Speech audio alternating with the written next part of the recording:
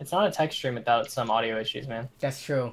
All right, so Voice connected. All right. JD, can you mute yourself on Skype so that it doesn't double up, and we'll just use Discord audio?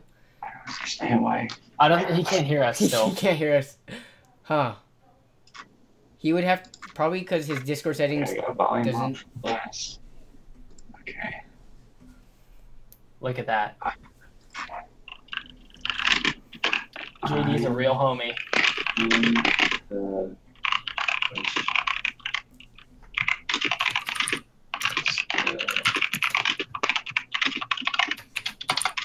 Oh no.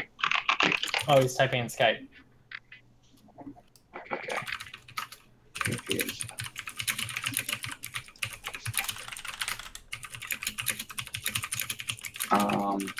Let's bug this tech tube style.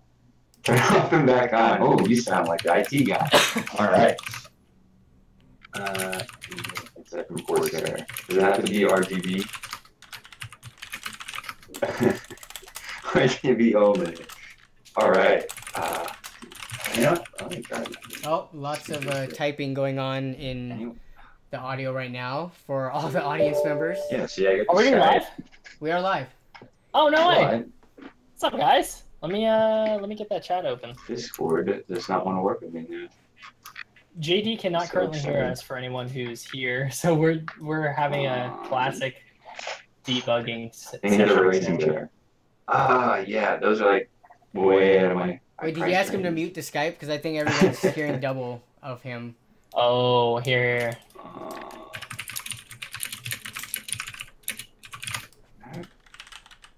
Dude, your latency is not bad at all. I just accidentally forgot to mute. Okay. All right, mute I'm gonna Skype. pop out this chat, yo. Maybe that was interfering. All right, let's see. Maybe I What have up, to restart everyone? something. What is up, stream? What kind of headphones do you use? Try that. Okay. JD, can you hear us? Still not. JD. JD. Here, let me try to Because the power of Google is within me. at JD. Sorry about all the type. Oh wow, and my mic is right next to my keyboard. Sorry, chat. I'm so sorry. What up, Matt? Welcome to the stream. Sorry, guys, I have blue switches, and I'm a blue switch fanboy, and they will never be brown, so they will be loud. I'll try to mute myself while I'm typing.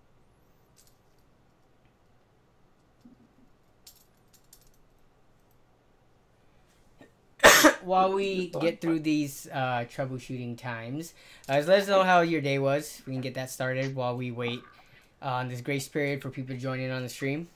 We can do this. I know. I know.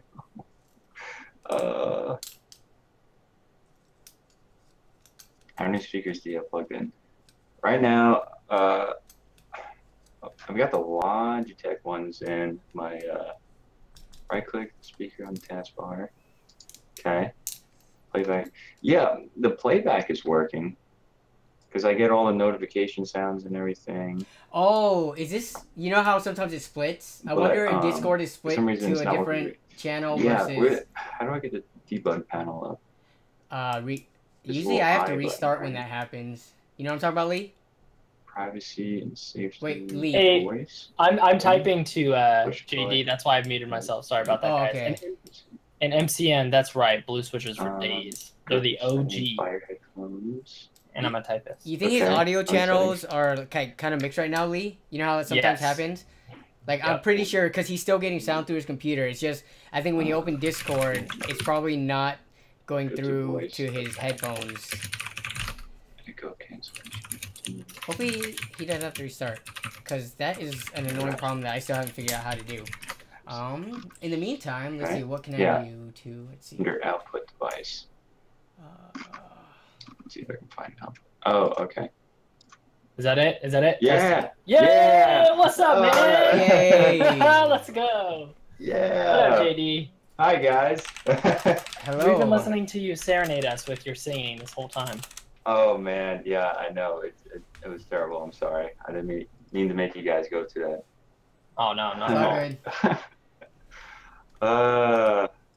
All right, so now we got that working. Stupid cow play. At least it's just something simple. I need to watch this Batman video. I saw it. I Oh saw the my parts of it. gosh. No. I've been staying up to date though, man. I love the rant, or not rant, the answer to all the haters. Oh, thanks, man. I was like, I want to just like, say like, hey, I'm aware that people were upset at this, and I don't mean to cause any foul play, but then people wanted to take that negatively as well, and I was like, all right, I tried. So It's not your fault. You're just personally responsible for all of the mining issues that big. I know, right? I was like, okay, all right.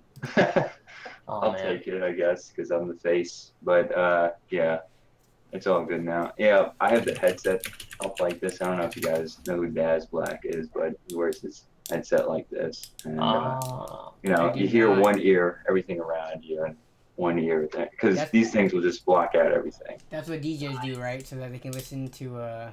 Yeah. Exactly. Wait, was he a DJ?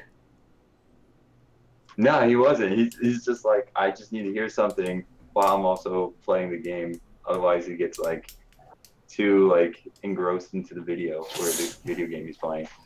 Whenever I've had headphones, I'm always very leery of pulling one ear back because that can wear away at the headband on certain headphones. But I think that was more like a Beats thing, probably. Yeah. Yeah. Oh man, Beats.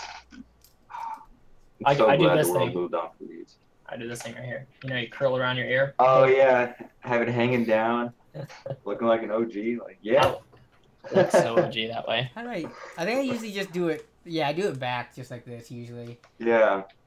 Oh yeah, that works. Okay. Yeah. Probably looks less goofy. It doesn't look as OG though. It's the only problem. I know. Just gotta get one up here. Let's do that. Perfect.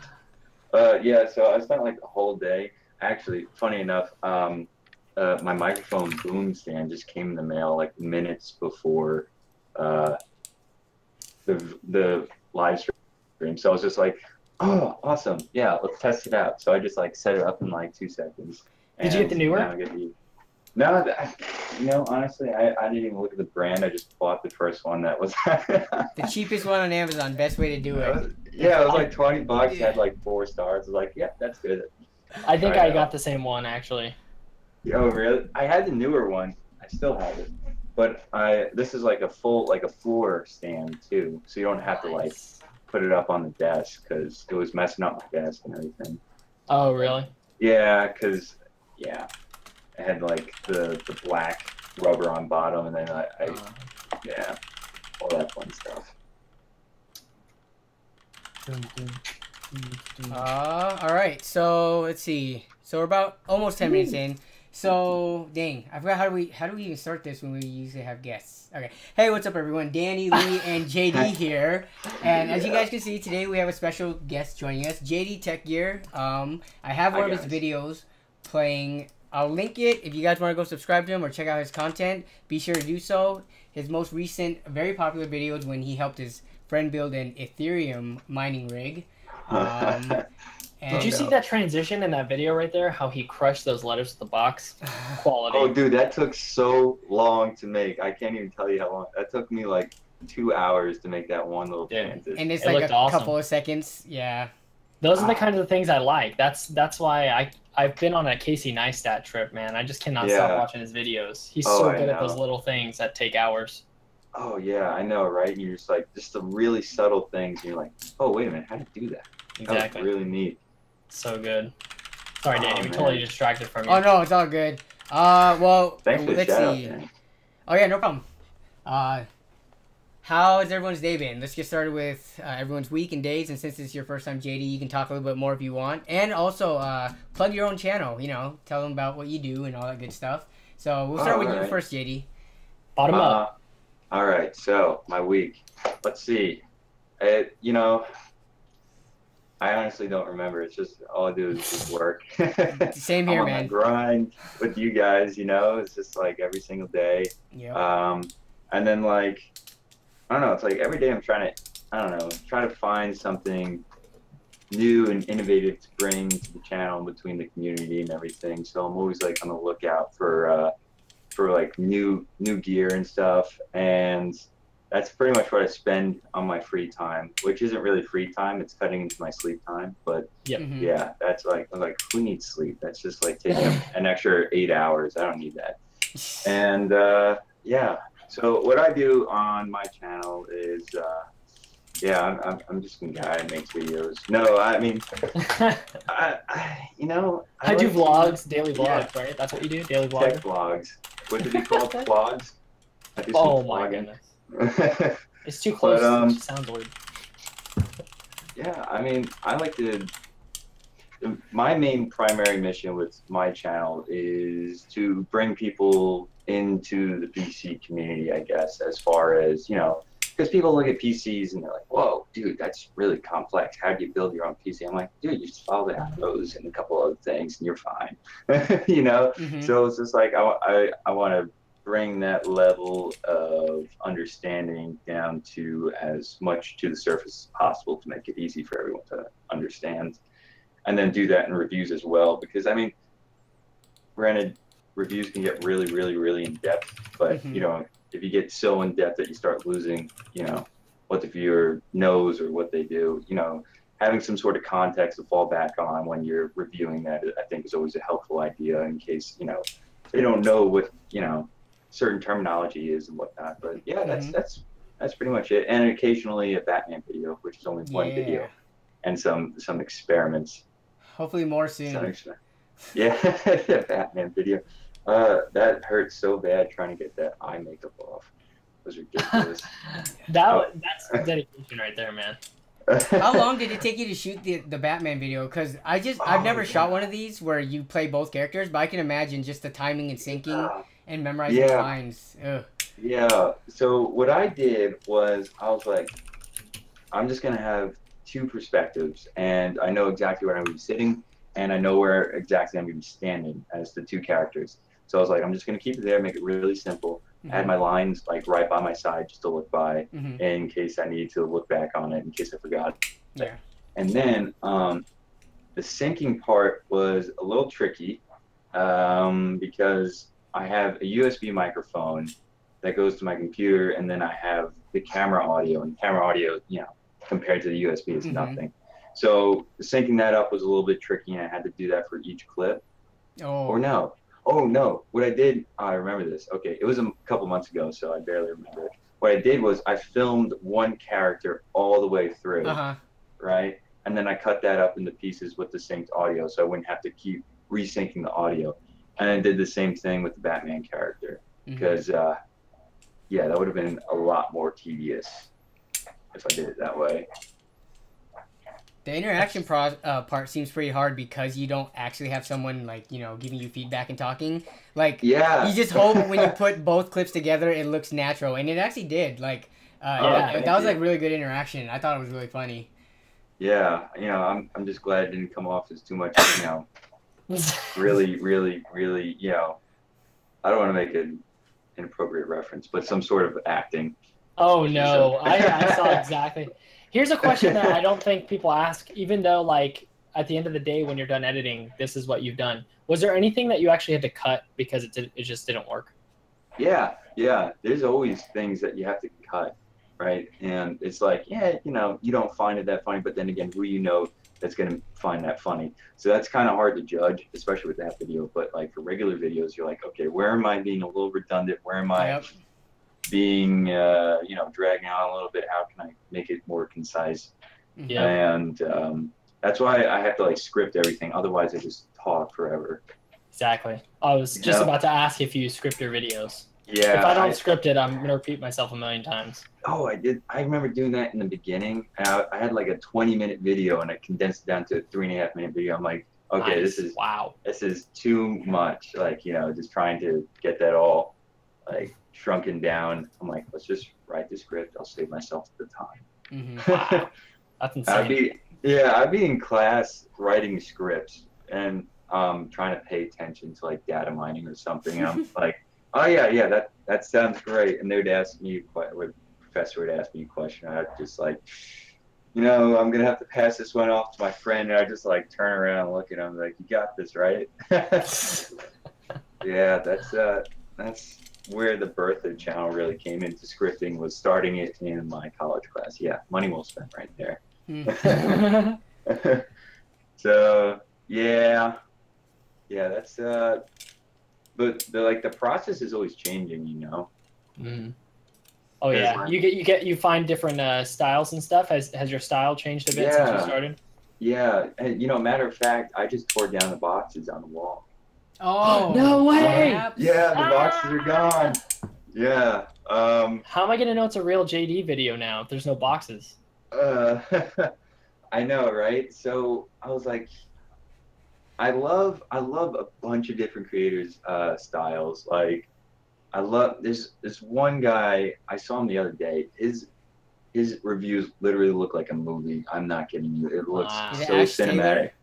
Yeah, Ash Taylor. Taylor. He's part of that phone and like kind of gadget group. Yeah. With MKBHD and those guys. And and I was looking at those videos like, oh my gosh, this looks like it would take forever to make. Yeah, for sure. So I'm trying to draw inspiration from all these different channels and try to make it something unique. And that's so hard to do because I'm confined to this room, so I have storage, the studio, and my setup all in one place, and where I sleep too. So it's like making the most out of this little tiny room. But I've seen that guy before. Mm-hmm. He comes off to me like he's like a filmmaker who just happens to do the occasional tech video. Right. Yeah. So he's really good at what he does. And also, what is it, Hardware Canucks? He has great B-roll too. I was gonna say even Ash Taylor's quality compared to Hardware Canucks is even more cinematic, because Hardware Canucks they're really good at the angles and the color grading, but this guy's like next level, like drone shots and stuff. Yeah, I was looking at it. He's got like the sunlight peeking through on some shots. I'm like, am I watching a movie? Am I watching a review? I was looking at the comments, and people were like, yeah, I watch it first for the cinematography, then I watch it again for the review. And I was like, yeah, that makes sense. That definitely makes sense. But yeah, as far as the setups go, I built my own desks this past weekend. So nice. Yeah, I built 2 desks, right, for about $114. Wow. And I was like, because on a budget like you guys, and I'm like, all right, what can I do with this? So I made a desk, made 2 of them, still in the process of like working with it. And it's just going to be like the natural wood finish, because I really love the look of the natural wood, like in, was it Paul's Hardware? Like his desk is so nice. I love that. Just like surrounded by wood beauty. And then I love the simplicity of Jay's 2 Cents desk, where he just has like the 2 monitors in his PC and a whole bunch of different setups. So I'm like trying to find a nice blend of all these things, and it's it's gonna be hard to find what that is and make that unique, but I guess just work with what you got. So you kind of talked about like the cinematography slash Paul, I can't say that word, slash Paul's Hardware, like his setup type thing. Who were the people in the tech videos that you kind of aimed towards that were inspirational, like regardless of whether or not they looked super pretty? I guess personality and all that. Right, personality-wise, man, I wish I could have the confidence of Linus, right? But also the personality of like, where is it? Marcus Brownlee, where he's just like super relaxed in his videos, but he's also confident while delivering it. I'm like, I like that personality a lot, because he doesn't feel like he's talking down to you or anything. He's like trying to talk to you one-on-one. So I was like, he sounds like a cool guy. I mean, you don't know, you just watch him to a video. And then of course, Comp TV and Nerd on Budget. I found you guys, and I was like, dude, these guys are cool. Like, way back in March, and I was like, guys popping up on my feed. I was like, there's no way this guy just got like all this PC gear for free. And you're like, yeah, this tech shop, they were just, cleaning out their stuff. I was like, okay, so like where I live, you can't even get like that old Dell Dimension 2400. I did that one video for like for like under $200. I guarantee if people still sell those things for almost full retail. And I'm like, wow, yeah. Yeah, you know, so I'm just like, God, there's nothing here. It's completely dry. Best Buy, Yes. they might have a nice pair of, I don't know, headphones. That's the closest thing I got to PC equipment. I think you might have messaged me before you had even broke 1,000 subs, maybe. I don't even know, or was it after that? I'm trying to remember. I don't. It was very early on. I remember it was like back in March or something like that. I was like literally, I had just probably like close to that. I saw you message me, but I was in the middle of planning a couple of collaborations, so I was like, man, I have no time.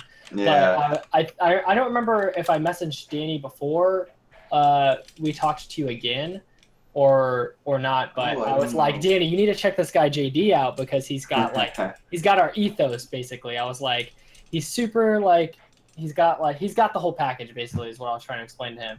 Yeah, and, I think, and we've go ahead. Oh man. No, it was that video where you were talking about selling out. What was it selling exactly. out? Yep. Oh, tech YouTubers? Yeah, tech YouTubers and selling out. I was like, oh, okay, this guy has a good head on his shoulders, so I was like, let me keep an eye out for him. Yay, awesome. Glad you guys saw that. Me. And you're self-made, dude. Like you like you were just doing it on your own and you're blowing up. You're just blowing up, man.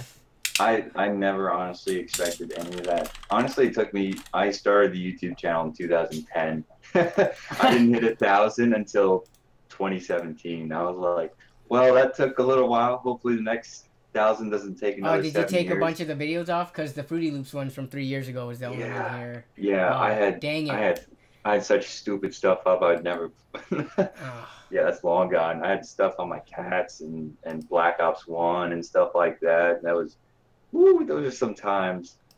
But what was it? Yeah, I originally had a gaming channel, and because I was influenced by like Vanos and Speedy and all these other guys, and I was like, you know, I'm doing that too. Like, you know, I was like, oh, maybe I can make some videos because I had a lot of fun. My friend and I, we'd play GTA a lot, and we just try to upload that. And then that really didn't progress anywhere. And then I had a second channel where I uploaded a promotional YouTube promotional music. And I would promote small artists through SoundCloud, and I would make, you know, like an audio visualizer and everything, and then promote their channels. Mm-hmm.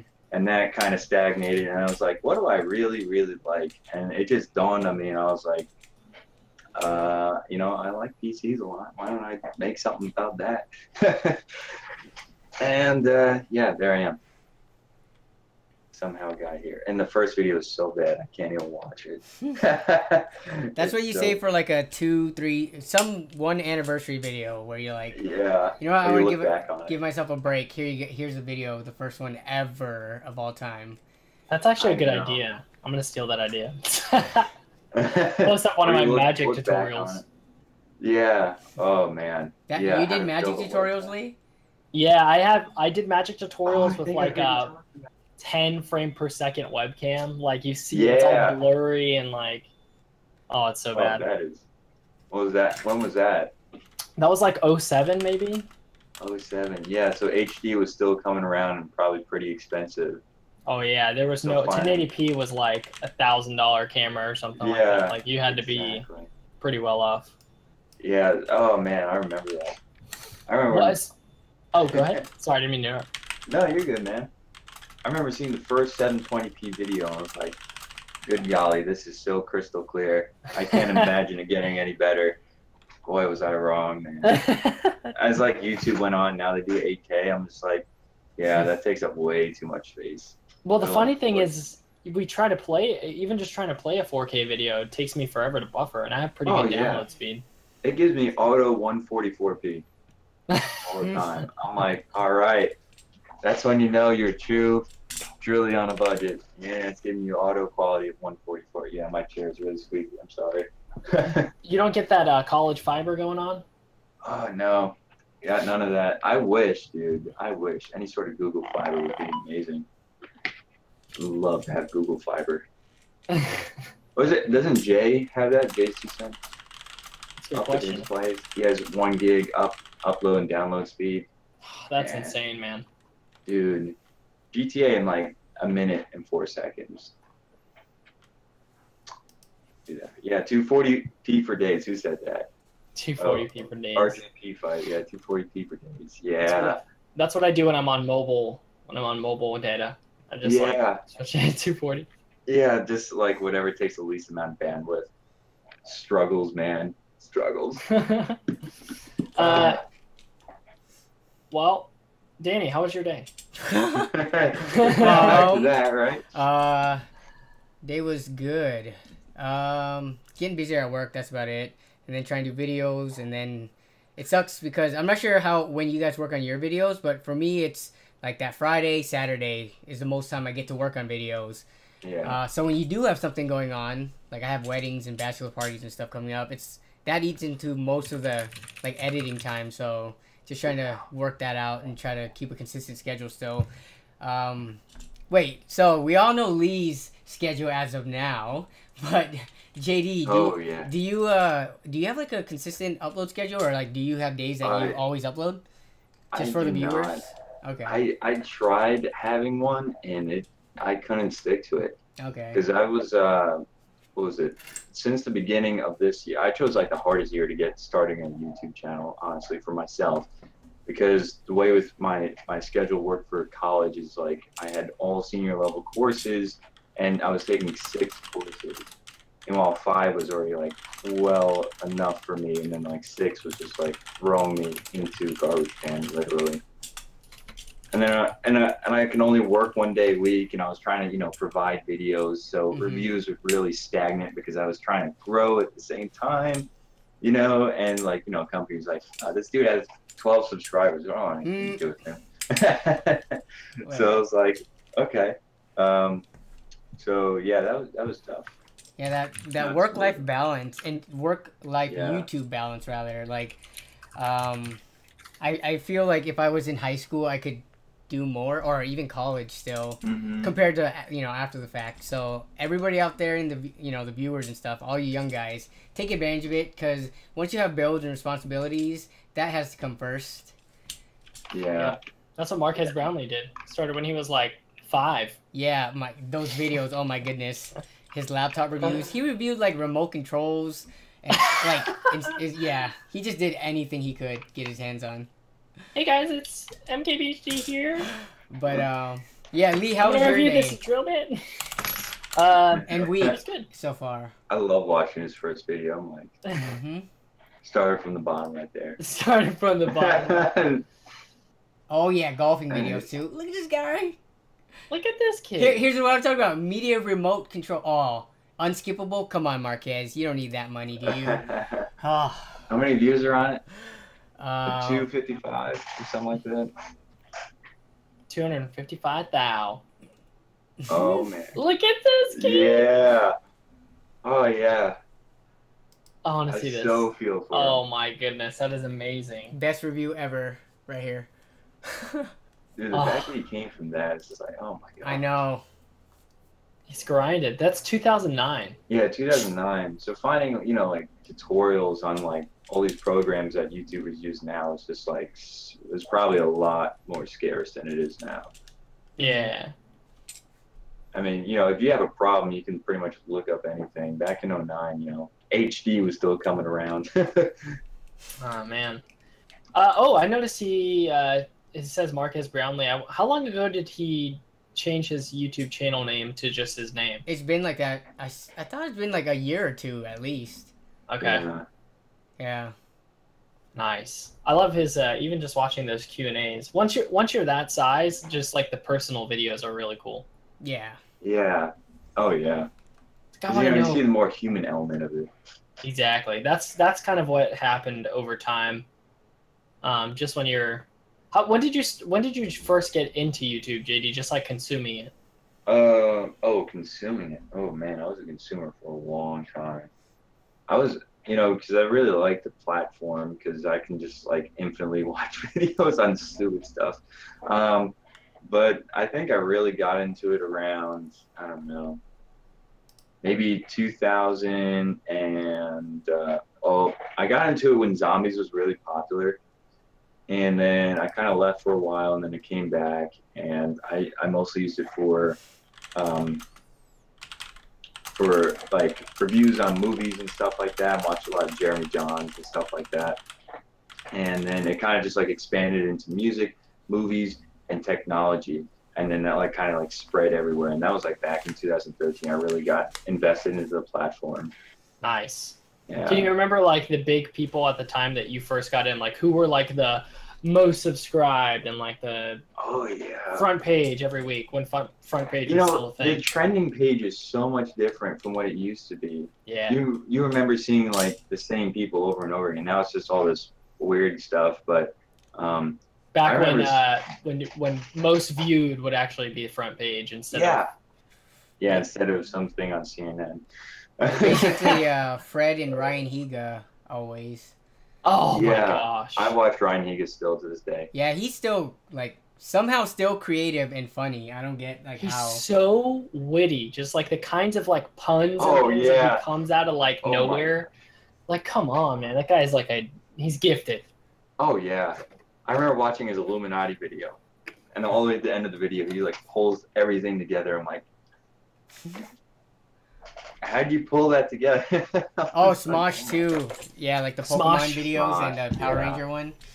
Smosh. When I was first getting into it, Smosh was #1 most subscribed of all time. Really? They were at like 100,000 subscribers or something. Oh, okay. Yeah. 100,000. They were so good. Like they were like what you would aim for. Oh yeah. Oh my gosh, these people. From Benjamin Chang. Chat's getting X-rated on us. Oh. As long as it doesn't get X-rated over the stream, I guess, you know. Higa, he had a relatively short-lived #1 because he was #1 for a little bit, wasn't he? Yeah. When he overtook Fred around like 3 million or so, I think. And then other people passed him up really quickly. Man. Yeah. Those were different times, man. There needs to be a YouTube historian.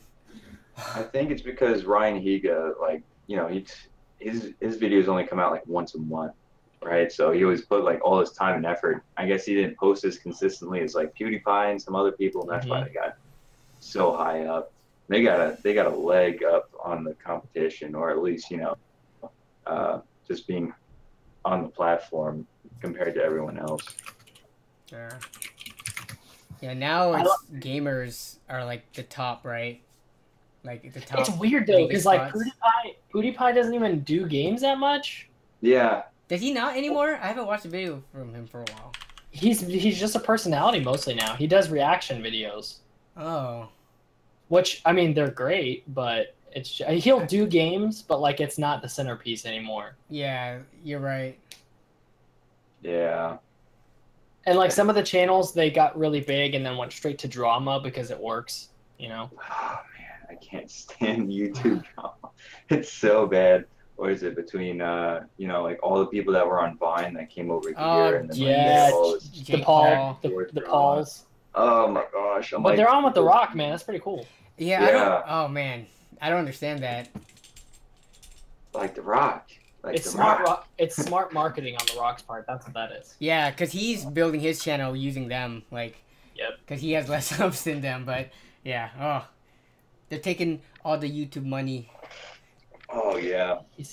People feed on that stuff. Those VidCon drama videos. Oh my gosh! I was like, after seeing that, I was like, I didn't know what VidCon was really all about. I thought it was like people on panels talking about their experiences and like growing and whatnot. That is it though, but it's changing. Right. Now people are just trying to find Viners in real life instead. And I was like, getting banned. Yeah. So stupid. I was like, what is this? That one kid, that was the Instagram famous guy, right? That one guy. Oh, the not famous guy, Christian Burns, yeah. Yeah. For not liking drama, we sure follow a lot of drama. Yeah. I just find it interesting, and I get my news just from like Keemstar, so you know. Oh no. Keemstar. Oh my gosh. Yeah. I get all my news from Philip DeFranco. That's what my friend does. He's like, yeah, I don't watch the news in the morning. I just watch my cat breaking into my room. Philly D. I don't like calling him Philip DeFranco though. I like calling him Sexy Phil. Sexy Phil. Hello, Jack.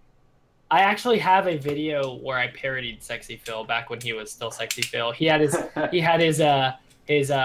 was that program called? His iMovie intro with the photo booth filter on it and the loud rock music. Back when, you know, finding editing software is like really hard to find for. Oh my goodness. This was back during the meta where green screens were like the coolest thing. Oh yeah, I remember that. And people would just talk in front of like mountains or something. And be like, okay, this is weird. Do you guys remember SMP Films? Do you guys remember that guy? Mm-mm. No. He called himself Mr. Safety. He's now a vlogger. SMP Films at 600K. This one? He used to be like one of the top like 50 most subbed. Wow, he plateaued then. They did. All of them did. There was another guy named Renetto. He was huge during the time. Yeah, there was another guy. Who was it? There's Dave Woody's Gamer Tag. Woody's Gamer Tag? Yeah. I remember he was doing really well when I was getting into like Woody's Gamer Tag? Yeah. Oh, okay, at least he broke 1 million though. Did you know Dave Days? Yeah, he broke 1 million like 5 years ago though. Oh, okay. His Miley Cyrus video. See, that was one of the most viewed. It only has 28 million. That seems so small now with some of the videos that come out these days. He tried to do it, or he tried to react to that recently, and he got 30K subs off his 1 million sad. subs. Yeah. It's like, man. That's why you don't go full time unless, I don't know, you're that sure of it. But how can you My ever be sure? My heart is still breaking for Toby Turner, for Tobuscus. FPS Russia, yeah. Hello guys, it's FPS Russia. I'm here to blow up some zombies. Epic Mealtime too, yeah. Yeah, they plateaued. They have some really random like videos now, like 7 million. And now... They did like a vlog that didn't do well either, and I was just kind of like, man, this is sad. Yeah. They're still grinding though. I don't think they care that much.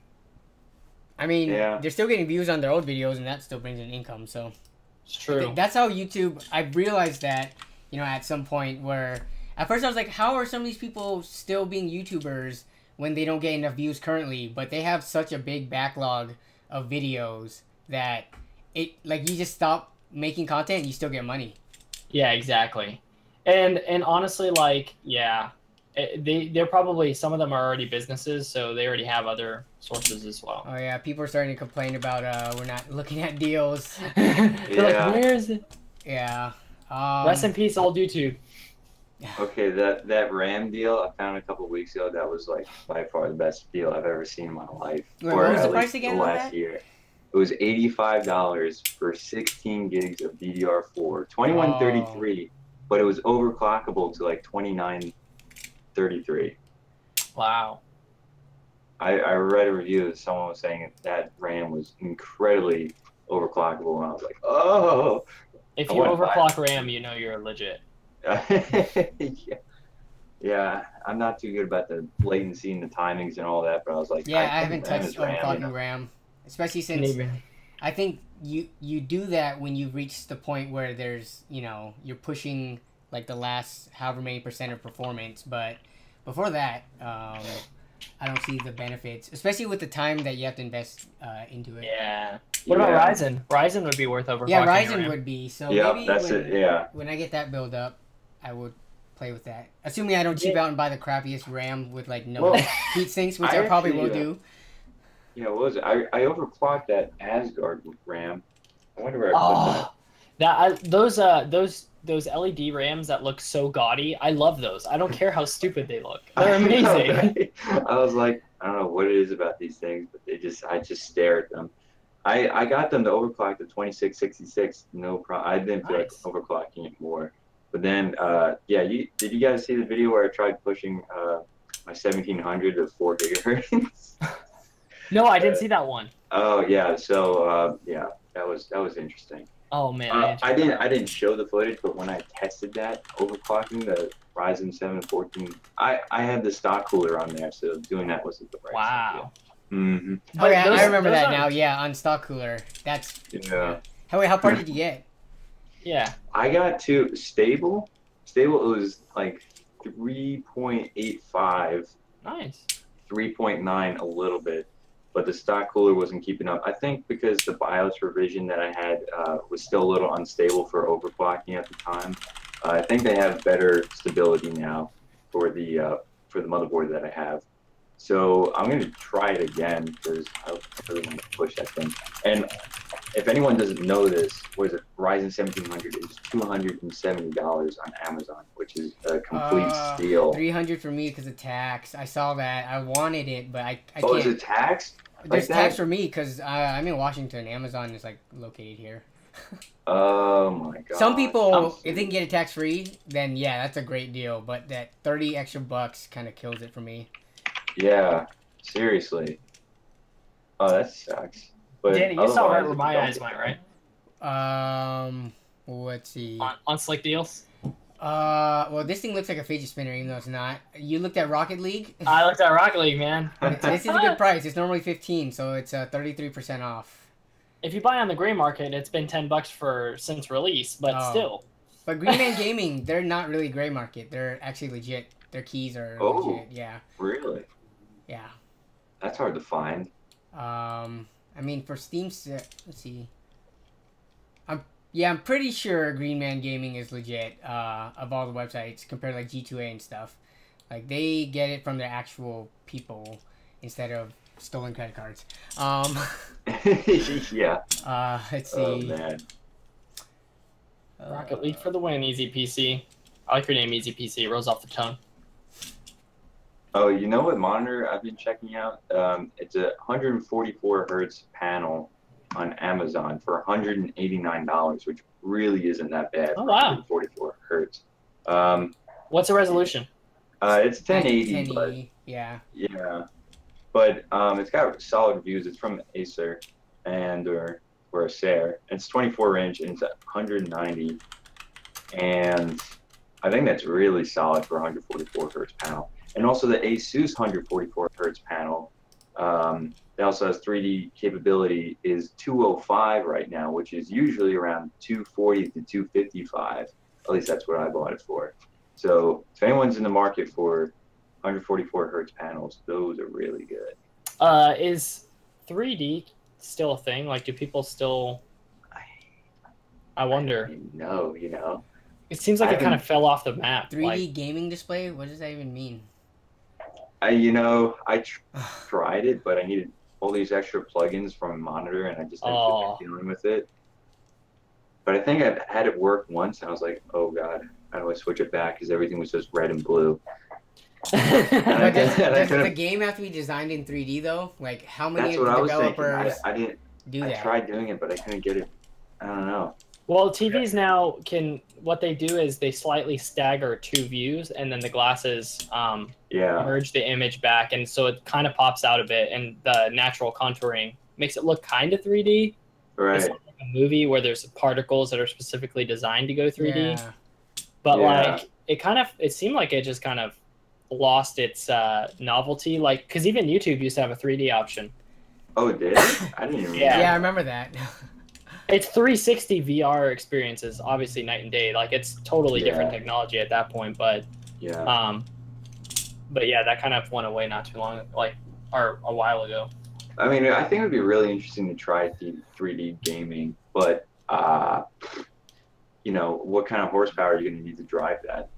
Like you need, you know, two 1080 Ti's, you know, because you're, you know, generating another dimension. Well, I don't know. Isn't VR is basically going to take that space, so we don't need to worry about that. Yeah, because VR is like 3D you are on in crack. it. Yeah. Like instead of something just popping out of a 2D plane, it'll be all surrounding you.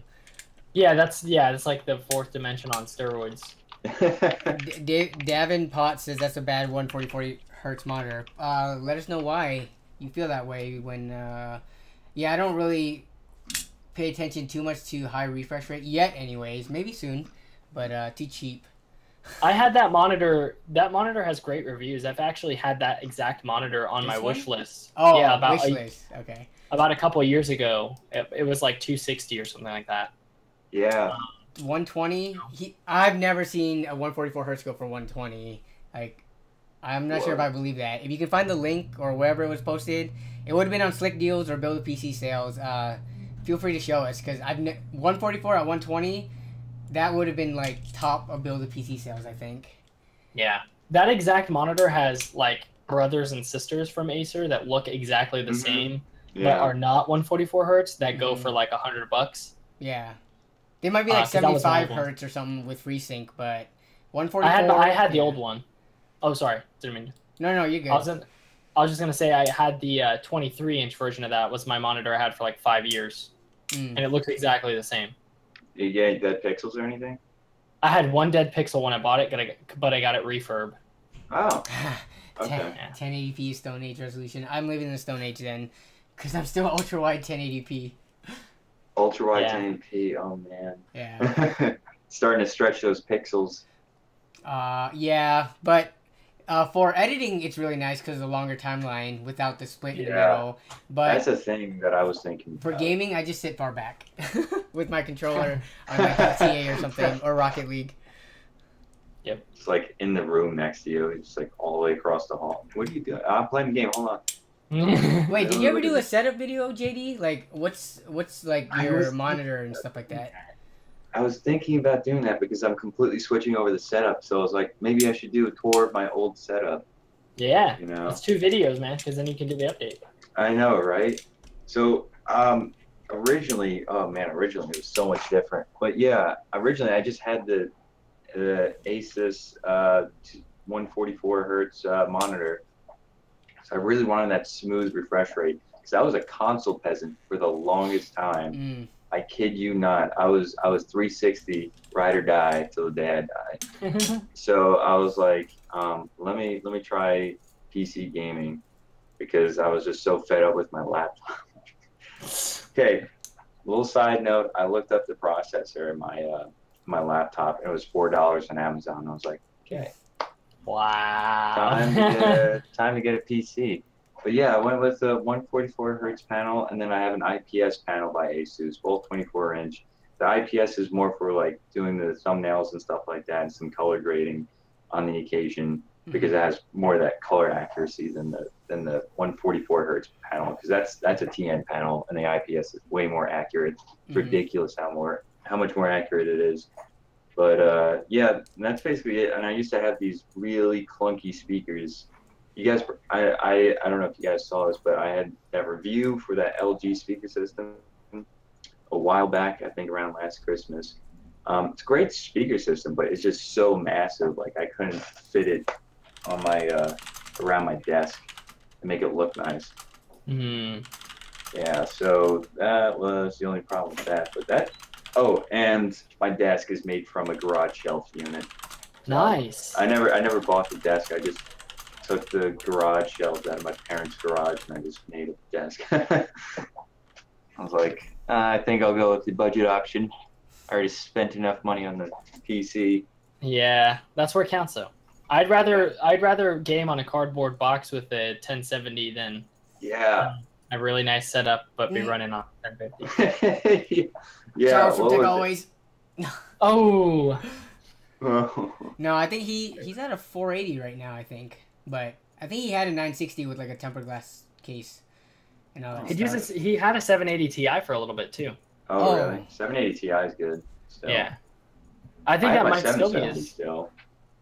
Oh, nice. I still love that 770. I mean, it still runs most games that require. It's a 2 GB model, but still, for the amount of VRAM, it ran on pretty much almost every game at high or ultra settings at 1080p.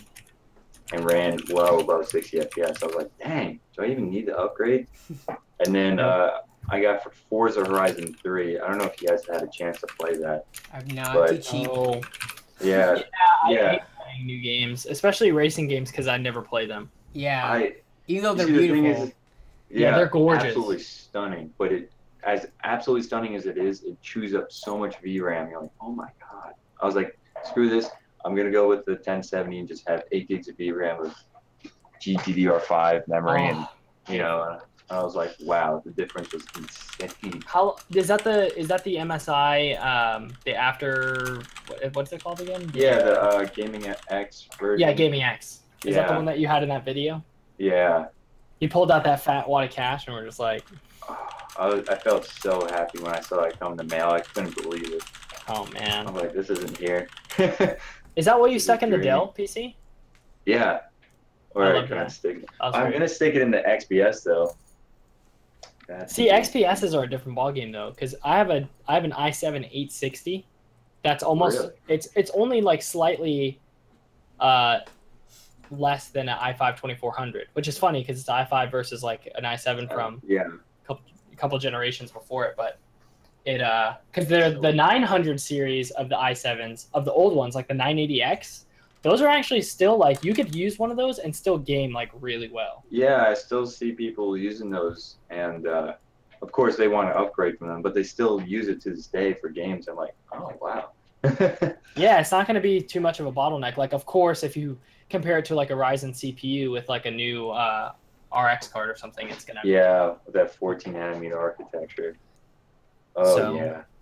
But it's really funny how small the increments have been for Intel. Like, oh yeah, you know, I wanted to performance ask you guys that increases. question. Where do you guys think Intel really lost their innovation as far as like putting out new chips that was worth the upgrade? That's a really good question, actually. I'll let Danny answer it because he knows more than me. Haswell. Haswell? Yeah. I mean, people are still paying like in the $200 for i7 Haswell chips, which is basically a little bit lower than like a Skylake or KB Lake. And I'm not sure if it's like loss of what's it called, innovation, as opposed to just reaching the limits. But yeah, I don't know. It's nice to see Ryzen do what it's doing right now, because hopefully we'll see prices change as we see more. Like every YouTuber right now is talking about how good Ryzen is and kind of making fun of Intel. So hopefully that causes them to do something a little bit more drastic. Oh yeah, I mean the whole KB Lake X and Skylake X, I didn't even pay attention to any of it. I was just like, what is this? You know, it was more of the cash grab I was seeing from before. And that's why my initial investment was $47.90K, and that's what you're on right now still. That's what I'm still using. No I'm gonna make the switch over to 1700. Yeah, same here. I was looking at 1700 deals, and had it not been for the tax on Amazon, I probably would have grabbed one. See, but here's where I would butt in. As it comes to upgrades and whatnot, like for content creators, it's more of like a hobby thing where it's like I can bring my rendering time down like a whole minute with this CPU upgrade. Yeah, like a whole minute per gigabyte or whatever. We just want to play with Ryzen though, you know. Exactly, because it's like we don't need it. You can get an i5 2400 for $80 with a motherboard and some RAM if you search enough on eBay, and you'll never need a new combo for gaming because the bottlenecks are the GPUs mostly. So it's like depending on how much you pay for your GPU. So like, I think it depends on what your goal is, because if you're streaming and you're doing lots of like live rendering or like like even audio production, when you're using lots of effects on your waveforms. Having that extra hardware, a lot of RAM obviously, but that CPU processing power helps a lot.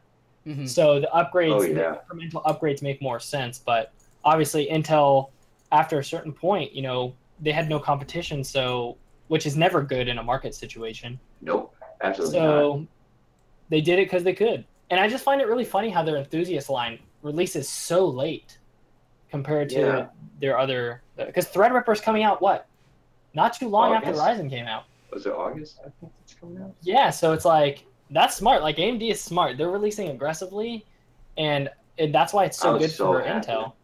Yeah. I was like, Threadripper. Man, I would love to drop $800 on a Threadripper processor, but I'm like, well, don't know. Let's see, college tuition, Threadripper. Yeah, exactly. Yeah, let's balance out the life choices. Yeah, AMD, if you're watching this. No, I'm just kidding. Yeah, AMD sent us. We know Matt from the Toasty Bros, so if you want to send me, Danny, and JD some, Ryzen and Matt, Vega. Put in the good word for us.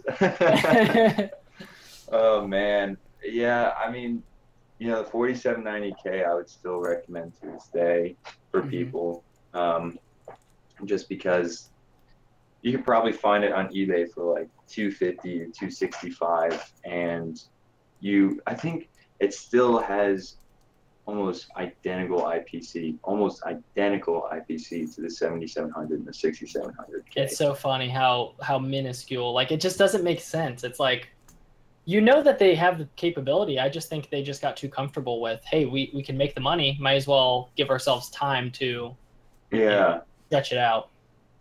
Yeah, and that's one of the big questions right now is like, because Intel's trying to break that 10 nanometer length in between the transistors, or break the 14 nanometer and bring it down to 10 nanometer, which would be insane. But at a certain point, going is it cutting out for you, Denny? Yeah, you cut out. Yeah. Oh, is it cutting out? But yeah, I mean, they're trying, I guess. Sometimes, I don't know. I have no idea. I think the big jump would be not pushing the nanometer arc or the manufacturing technology any closer, but trying to develop, what is it? They're trying to move from silicone to graphene or something else. That's what I was going to say. We're in like a really cool situation because we've gone from more power, make it hotter, plug in more PCIe to make it better, to now it's getting so efficient that entry-level cards don't even need any power, which before they didn't, but now they're pumping out frames like crazy. Oh, yeah. And it's like, at some point, it's like, are we going to have a big change? Because things are looking like way up and up in terms of like what we're capable of. So I'm really excited to see what happens, because we don't, like, every year now it's exponential. I mean, that's more, was it Moore's Law, or the exponential increase of technology, but we're in a really cool time right now to see what's going to happen. Yeah, seeing that grow so fast is incredible. Someone's got something up their sleeves that they're just waiting for the right time to drop. Oh, I know. I can't wait to see it, whatever it is. I think, I remember reading something about someone else Apple's trying to come on to the processors and trying to build their own processor for their phones instead of using the Qualcomm developed processors and stuff like that. So they're trying to get into the market. And there was rumors of them trying to dip into the PC market. If they do, I'm going to be so mad. I'm like, that would be awful. Stay out of this, Apple. Don't do that. Oh, man. Sorry about we're not talking too much about deals, guys. This is we're just geeking out right now. Yeah, right. A good PC discussion. Danny, I want to know what's going on in your head, man. You're so quiet. I think he's searching through deals. I'm watching chat, make sure everything's normal. But yeah, I'm gonna go to build a PC sales. By the way, Toasty Bros Matt says, "I got you guys." Oh, thanks, Matt. Thanks, Matt. We love you. Thanks so much, man. Yeah. So, what was it? I saw some really good deals. What was it? On Prime Day? Prime Day surprisingly had some pretty good deals, yeah. Yeah. Especially for Ryzen stuff. Yeah. I was expecting it to be just some sort of, cash grab to get Prime. But they had the Corsair H110i, I think it was 110 or 115, I can't remember, for $89, for $85. And I was like, oh gosh. I wanted to buy one so bad, but I was like, It's so funny, yeah. Yeah. I was like, and then they had the Blue Yeti microphone that's usually $130 for $80, and I was like, "Are you making this hard right now?" They had that bundled with something. I forgot what it was. It was that. Did they? Oh, usually Audio Technica and Blue Yeti sometimes have bundles for a pair of headphones and that. Oh, that's a power couple right there. Which is what I'm using. Nice. Oh yeah, I love Audio Technica. That's insane. Look at that 1066 gigabyte back at release price. 260? Oh, but that's release price. Remember when they were like 200? Oh yeah, no. After sale, I was just like, ugh. Those are good times. 6 gigabyte? Really? Yeah, 6 gigabytes went down. 8 gigabyte 480s were like 200 or 180 at the lowest. Yeah. That's not a bad price, actually. My friend has a 3 gigabyte MSI 1060, and it performs just a hair better than his 3.5 gigabyte 970, which I think is insane because I have this little tiny thing, and it's absolutely just pushing all these frames out, no problem. It's such a tiny card, and it has less VRAM than the 970. 970 is still a great card. Yeah. And I was like, wow, that thing's awesome. Did he get the money back for his 970? Because it was 3.5 gigabytes instead of 4. Oh yeah, you get $30 back. I don't think he ever. Yeah, I don't think he ever did that. Aw. I know, right? One of my buddies did that. The 1060 too. The nice thing about it was it ran so cool. At least in my case, I would run it at full load for hours. It wouldn't break like 50 something degrees, even with the single fan cooler. It was incredible. I was like, wow, the 10 series was really. That has to be one of my favorite series because when I was back in the original PC market, I was like looking at the 9 series and the 7 series, and those were really expensive cards for the time. Like the 770 was what, $450 when it first. That's so crazy to think about. 780 Ti still go for a lot of money. Yeah, and the fact that you can sometimes find a 980 Ti for sub 200 is insane. Thanks. You crazy, man. What do you say? You buy something on Slick Deals, and then he donated $10. No, Matt, don't do that. We have no choice but to buy a bag of rice. Now you gotta buy something deals. For $10. Now you got a really deal on. So funny thing, I can't even withdraw any money from YouTube because apparently I didn't have my tax info set up, and I was just doing that the other day, and I have to get my PIN sent to me. Huh? You're probably loaded on YouTube money now. I am, but I don't know if I'm still gonna take it out yet. Oh man! And by loaded, it's not really loaded. It's like Matt had a problem with getting his AdSense to work, right? Yeah, because he got out of a network. Yeah, I'm so glad I never joined a network. Like I was tempted to, just because I was like, oh, all the big guys are doing it, and and you didn't realize like the whole entire like subculture of people who actually went through that, and it was absolutely a terrible experience. Yeah. Back when Machinima was huge and all that. Oh, Machinima. And IGN. I remember. When did MCNs become like a thing? Because I remember that there were people who had networks that were like, you knew somebody. But when the idea of an actual network came out, I was like, what is this? Yeah, that was like, I think back in like 2010 is when those MCNs started getting really popular. It's kind of messed up that like they just basically take your money for nothing. Technically, they fight your legal battles for you, I think. That's the main reason why I would even consider getting an MCN, is because of those. But they only do it if you're a big channel, I think. Like, if you're a small one, they don't really give you time of day. Yeah, water jug. Someone asked in chat, Pika Webs asked, what does the side of the carton say? It's my literal water jug. Literal. You can never have enough water. I use it like a nerd to measure how much water. So this is half a gallon, which makes it around 64 ounces. Oh, nice. Just chug that away, man. I drink like 3 of these a day. Yeah. Well, you're in that hot climate, dude. I totally feel you. Oh my goodness. I mean, you're kind of you're not too far away from me, man. Yeah, I know. Wink, wink. You have no from the way you speak, I couldn't tell that you are where you're from. No, I have no southern accent. Yeah, you have no East Coast southern accent. No, so originally I was from New York, and then I like moved down south, and like my accent just completely neutralized itself, and I was like, this is weird. Oh, no way. Yeah, so I just started picking up different accents. And you're from New York? Yeah. Originally, yeah. From New York? and you talk like you don't want to be bothered because you just need your coffee and your water and your marinara sauce. I'm actually from up north as well. Oh, nice. Marinara sauce. Gotta have the flat crust. Lots of mozzarella. Oh, you don't like my brother Tony, huh? You want me to talk to him? Oh man. JD's real name is Tony, by the way. Yeah. It's that's where the J comes from. My name is Tony. The J is silent.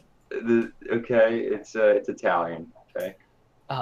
Jordan Epstein. As someone from New York, I take offense. I'm sorry that you take offense. I'm sorry. Where you from? The Bronx? I'm from Queens, man. I take this outside with you anytime, man. Let me know. Oh, I gotta practice on my. I have to actually think about the accent. It doesn't come back naturally to me. I just talked to my mom for like 5 minutes, and I remember it all instantly. And it's coming back. Yeah. Does your mom have the accent? Oh, my mom will never get rid of it. She Yeah. didn't move from New York until she was 50. Wow. Yeah, so it's gonna be stuck with her forever. Forever. Yeah. When you're an SJW and you be triggered. So back to deals, Danny. Danny's like, Yeah. Oh, I found a couple deals. Well, how late is everyone staying on tonight? Because we're an hour into the show. I have a little bit more time. I'm good. Hot 18-year-old grill on Twitter. What? Just kidding. Nice. What? I love 18-year-old grill. Right, Ricey Cake 77. Okay. So, I mean, there's not really any deals on build a PC sales or anything. It's just like hard drives and stuff like that. Yeah. Like there's just nothing. But Craigslist might be better since that's kind of wild and all over the place. So I'm not sure if anyone submitted anything, but we'll see. We did have a few. Okay. Huh. There's Key. Bam. Okay. My goodness. Let's see. There's. I think I got. What is this over here? Yeah, it's an SSD, 500 gigabyte. For around, I'm guessing like 110, 120. Actually, no. It's 150 for 500 I mean, gigabytes. if it's like a Samsung, what is it? Because they have their Evo versus their Pro line. I've never I've never bought into. Yeah, I've never bought the expensive ones. They're supposed to last longer, but I just figured with hard drives, like the technology is getting so much better and improving so quickly that within 2 years, whatever stuff will be cheap or way cheaper than what it was 2 years ago. They're a lot more reliable than they used to be. Yeah. What I have, at least. Let me see. We got 16 gigs of RAM for $104. Which brand is that? Oh, it's Giel. Oh yeah, Giel. Oh, yeah, they've been hitting 104 pretty frequently. Yeah. I've seen a couple of YouTubers use that for their budget builds. I've used Giel Giel, before. A-Pacer.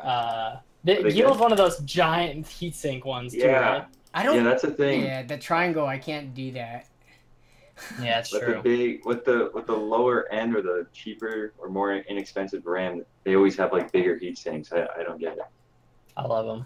I like it. I even like them with no heatsink if I'm going really cheap. I would go. Oh, yeah. No. Oh, this one I don't mind because it's more symmetric, but I don't like that one that looks like like I said, Monopoly house. You know.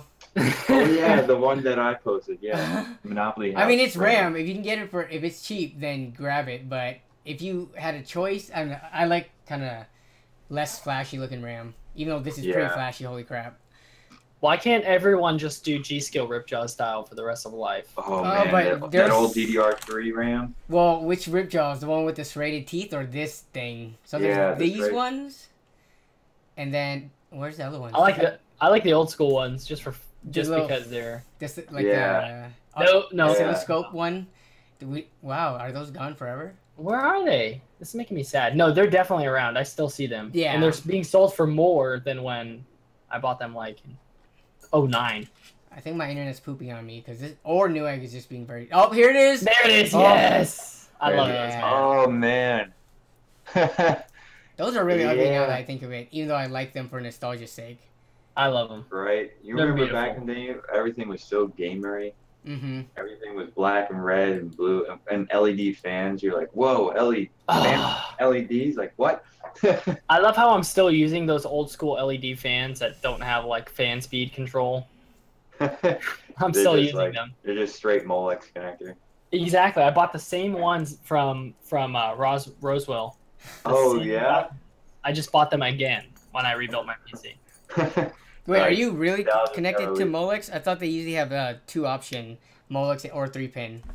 No, these are like the old school ones that are like you can Okay. only plug it into Molex. Okay. I have newer ones too. Like I think my fans are using my Hyper 212s are using the 3-pin ones. Mm. Oh, okay. That's supposed to be 4-pin though. I Oh, the know. Hyper That's why 212 is $24 right now. I As think. opposed Yeah, to that's not bad. 24. It's I like, bought them for like 27 a year ago. Yeah, no lie though. What was it? I think last year I found one from some Asian dealer. It was like $3 off of Amazon. What? is that a fake one? I've run into fake ones before where they posted for that low, but it never came. Right. And they were a brand new seller. That was actually very common. I wonder if that's still the case. Yeah, I don't know because I never ordered it. I Oh, was still a okay. little sketched out. But I was Yeah. like, $3, how much is it gonna hurt? But So- I've done that before where I ordered something that never came. What these guys do is they look at what the most popular, like, just hardware or electronics are, and they just post fake deals. Because I found that looking for RAM too. Okay, so it looks like the Hyper 212 doesn't have that, but Oh, I think you posted it on Twitter. yeah. DDR4. That really sketchy looking RAM.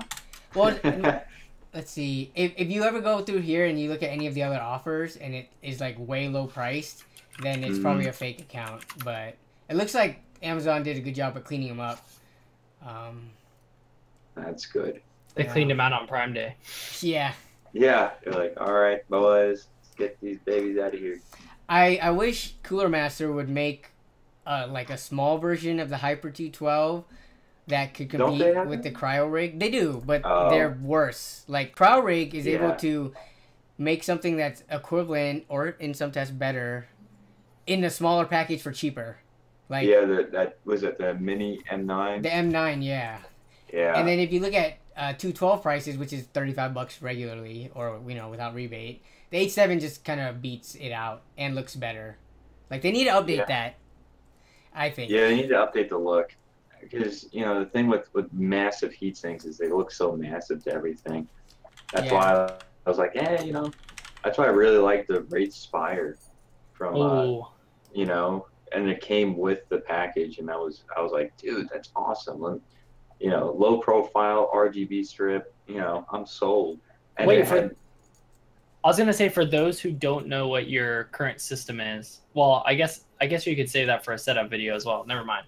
If you were gonna share your system basic PC specs. Oh. Yeah. My specs?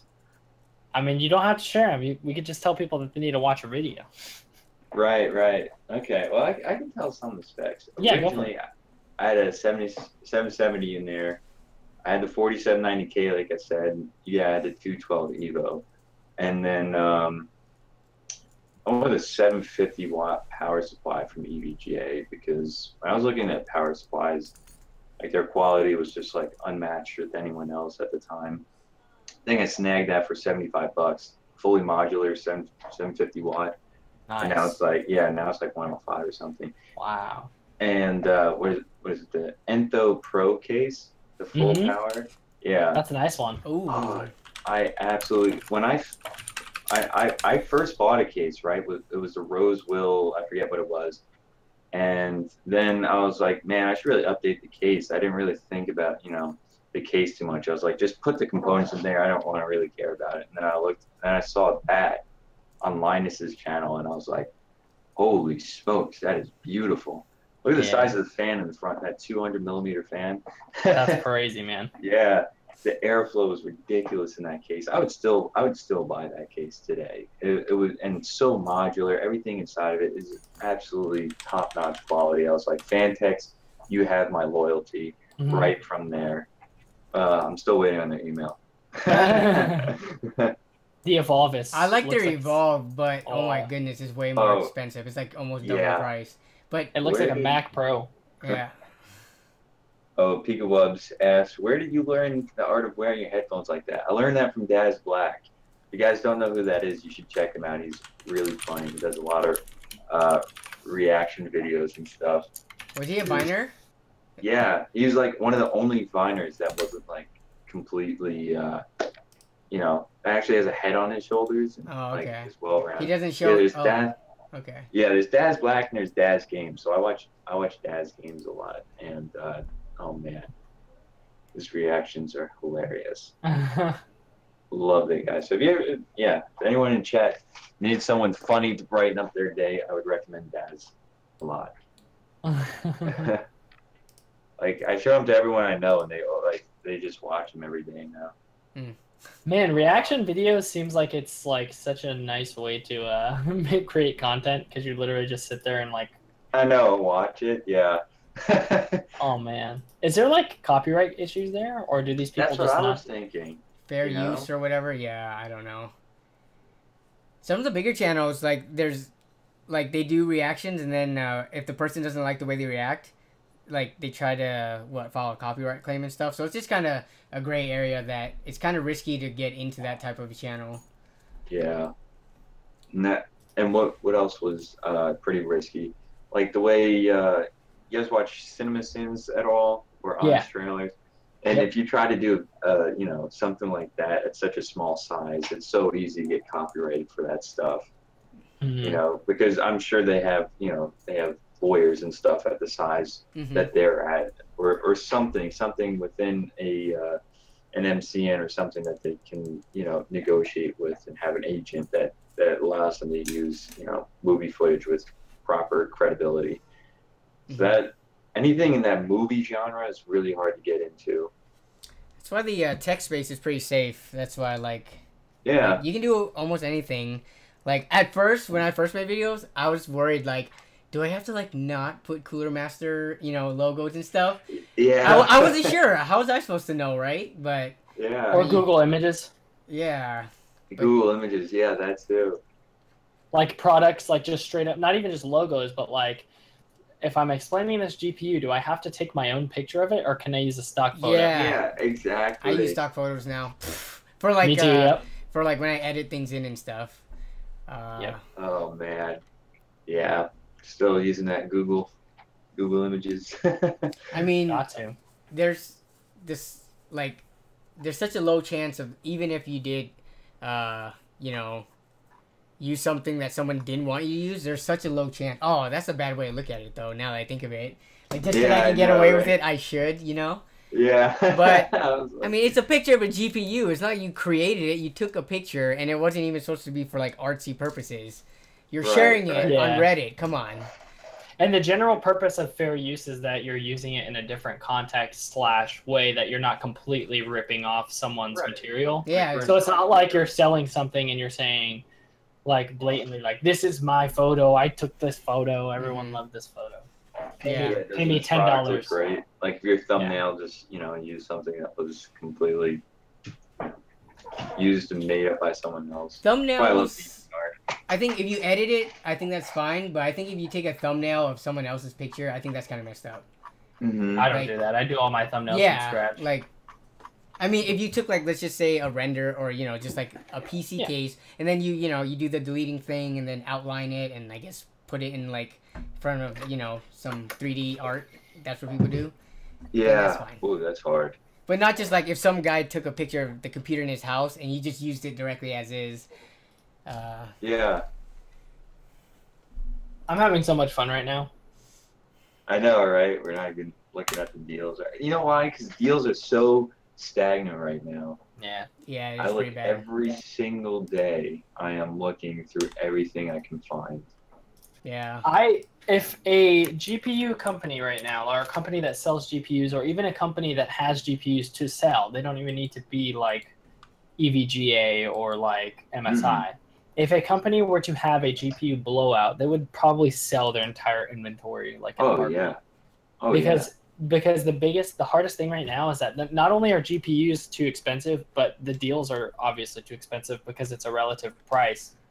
So that's what breaks my heart, because even now I'm looking for one and I'm like, I'm just going to end up buying an RX Vega card because it's going to take forever. Yeah, I was looking for another GPU and I was like, oh, I got nothing. Yeah, Literally, I genuinely might wait for RX Vega at this point. Yeah, And also Nvidia's new cards, whenever they decide to release Volta, you know, it's that weird in between stage right now because this is around the time where they transition to the new GPUs, and they're like, well, do we make more GPUs or do we just hold out until we release the new ones? I'm not gonna lie, I did not know a 580 Ti was an actual card. Yeah, what? What? 580 Ti.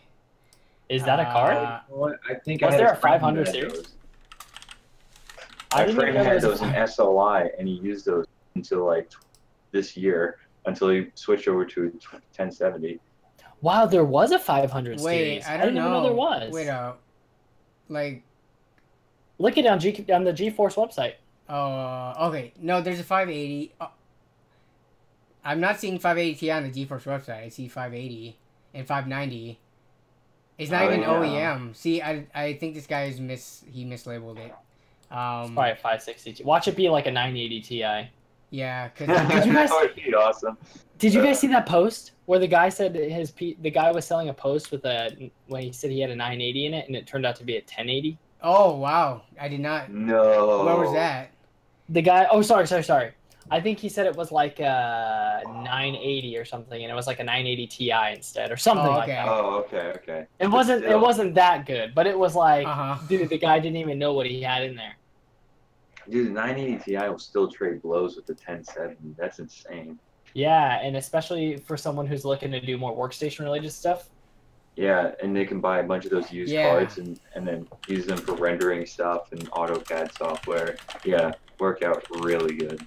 Danny was setting me straight because I was like, Danny, I really want to buy this 980 Ti, and he was like, are you going to be able to sell it for as much? And I was just like, I don't know. Yeah, that's the thing. It's like, they don't manufacture those things anymore, and people want the new cards. Well, I decided to go with the Vega Frontier Edition, so I guess I made it out pretty okay. Oh, really? No way. I just have to sell my car. Well, that's a workstation card, though, the Frontier Edition, right? Yeah, I mean, I just wanted a blue and yellow color scheme, to be honest. Oh, okay. All right, yeah, it's totally worth it. And I'm gonna cut the corner with a 10,000 degree knife. Yeah, I'm curious. Is that plastic? Now we're talking millions of views right now. Is it plastic or is it glass? that little yellow cube. I have no idea. Probably plastic. It feels weird now. Like, this is totally random, but when I have like a jar for like salsa or something that's glass, I'm like, I feel weird throwing this out. Yeah. It's like, do you make cups out of it? Too? Yeah, I do. Yeah, you can do that too. Yeah, I like keeping it or catching oil from like cooking and stuff like that. Oh, good call. So useful. Yeah, but that was just random because you asked if it was made out of glass, and I was just like, when I see things that are made out of glass, I'm just like, this is awesome. Yeah. Yeah. I think the jars as the glasses are so cool. They have so many different purposes. I'm like, nah, this looks like it was too much to manufacture and just throw away. Yeah. Exactly. But if you can't get the smell out of it. Oh yeah, you don't want to be drinking salsa water. Just soak it in boiling hot soapy water for like 3 days. That usually does the trick. Yeah. Or bleach it. Or bleach it, yeah. If you want to have that nice bleachy scent to it. Mm-hmm. Danny's like, hey guys, I'm trying to get work done here, so I mean, these aren't really deals. 180 for a 770, and I don't know what this guy didn't put the CPU on here, so probably 2 sticks of 4 gigs of RAM. Not too many great deals. Yeah, even on Craigslist. Wait. What's the 400? It's just for the 1070? Oh, yeah. Never mind. Yeah. That stinks. Sorry, a whole guys. build of the 1070 for 400. That'd be dope. Yeah. Oh yeah. Here's your i5-2400 you were just talking about earlier. Except the graphics card is... Oh yeah, we saw this one for 350. No. Except for I said it was a 4-core 8-thread processor for some reason in the video that I made on the i5-2400. This guy took a Dell Optiplex board and put it into a regular case, so it does fit. Really? I've never tried that. I thought it was slightly a different fastener pattern. Yeah. Those OEM boards are so hard to work with if you want to put into a different case. Yeah. But Charles from Tech Always did the unthinkable, and I like how you can see that. Wait. Did you switch that out? Who? Hey, that's a. Hey, look at that. On the last build you were looking at. Do you see the guy kind of leaning back, taking the picture? Oh, that window panel shot though. Dude, when you ever shoot B-roll and you're like, dang it, I can't get the reflection out, like. Oh yeah, all the time. That case I just reviewed, that thing was so reflective. I was like, you can see the lights, you can see the camera gear, you can see my face. Any tempered glass also, oh my goodness, such a pain. Mm-hmm. You try to do B-roll with that, so you might as well just be looking into a mirror. You need to be like sitting in the corner of a room that has blank walls, which I don't have around me. But, you know, to get a nice clean shot so that it reflects only off like a plain wall. But yeah. I remember being in those rooms before. Being in what? Like being in a plain room with just a bunch of walls. Oh. Nice little jacket to hug myself. You remember that. They usually don't let you remember that. Remember what? Sorry, it's just going nowhere. It's awesome. I love it. Hey, a GameX 200 for $12. 2 heat pipes for $12. I've never looked into this cooler. Have you guys heard of it? I mean, I've heard of it, but I've never looked into the performance. GameX. You know, I was looking at some of their cases yesterday, and everything I was looking at, or maybe it wasn't GameX. I don't know what it was. But it was like everything was cheap. I can tell you right now that that cooler is not going to do much better than a stock cooler. This is like a Hyper T2, right? Like, because it has 2 heat pipes. And yeah, I mean, just the fact that it only has 2 heat pipes is telling in itself, but it's just not going to do much better. Unless you want, like, I don't know, if you want it to look like a 212. Now, what would you guys recommend for a CPU air cooler, right, that is good looking, right? And still gets the job done, not being like over, you know, $80 at least. M9. Otherwise, might as well go with an AOL. I think CryoRig has that market right now. Like, I can't not recommend the M9 or H7, which are $20 and $35 respectively. Like, and it looks good, and the performance is there. Yeah, that new CryoRig fan. So expensive. The $70 one? Yeah, the RGB one, $60, almost double the price. It's programmable though. Oh. Look at that light. Oh. It does look dope though. I mean, you gotta admit, it looks amazing. Oh yeah. And it hooks up with Cam, #NZXD. Yeah, Cam. Oh man. I like it. I would say the T4 as well. I got mine for $10 and it performs almost exactly the same as the 212 on a like a stock clock system. Yeah. If you want to overclock, the T4 and the Hyper 212 go from being equal to the T4 actually like tanking at some point. Yeah. But that's like, I'm pretty sure that's if you're looking for like a serious overclock. So if you're looking for a light overclock, which is what I did, I overclocked like an old AMD GPU or CPU from like 3.2 gigahertz to 3.8 gigahertz, and it still runs like under 50 degrees or 60 degrees. Yeah, and you didn't make a video on it? What? I have all the footage, and I was just like, this is going to be one of those videos that I record that never gets released. Okay. Yeah. Oh, I have a couple of those videos. Same. Yep. Like I was like right in the middle of recording, and I was like, "What am I doing?" And I just on the camera. It was like, "This is over." Yeah. I was like, I have no idea what I'm talking about here. I'm not even gonna go any further. But what you could do is use that B-roll and change the whole theme of the video, because if you did something else in the course, so for instance, I took an OEM system and stuck it in another case. I can use that B-roll and just turn that video into like putting an OEM system in a regular case and how it works. Video. Yeah, exactly. Does it work? Is it worth it? Does it work? How does it look? Those really clicky titles. It. I don't know. Aren't those from like 1999? Actually, I don't know if I about. It's from 1999. Sorry, Lee. What's up? Oh no! Look at that 500-watt power supply. $10 for 80+ bronze. Ooh. FSP group is pretty legit, isn't it? Or is it the ones that blow up? No, I don't think I just got an email from them. Really? Yeah. They just sent me an email, and I had never heard of them before, so I was like, I don't know what to go through with them or not. So I was just like, I haven't really responded yet. Yeah, I don't know why. What's up? Oh, sorry. I was gonna say I don't know why all the emails that I get for product reviews it's always makeup companies. Dude, me too. I was like, what?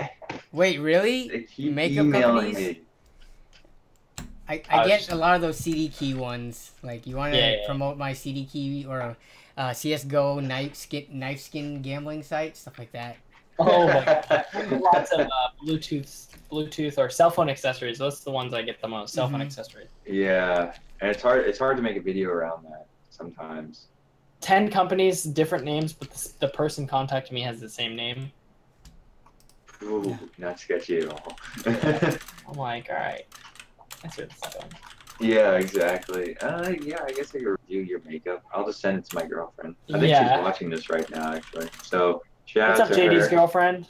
Yeah, we got an extra viewer. You just disappointed all 2 girls in chat right now by revealing that you right? are, in fact, not a single man. You never know, man. I don't know. Is she there? Is she there in the chat?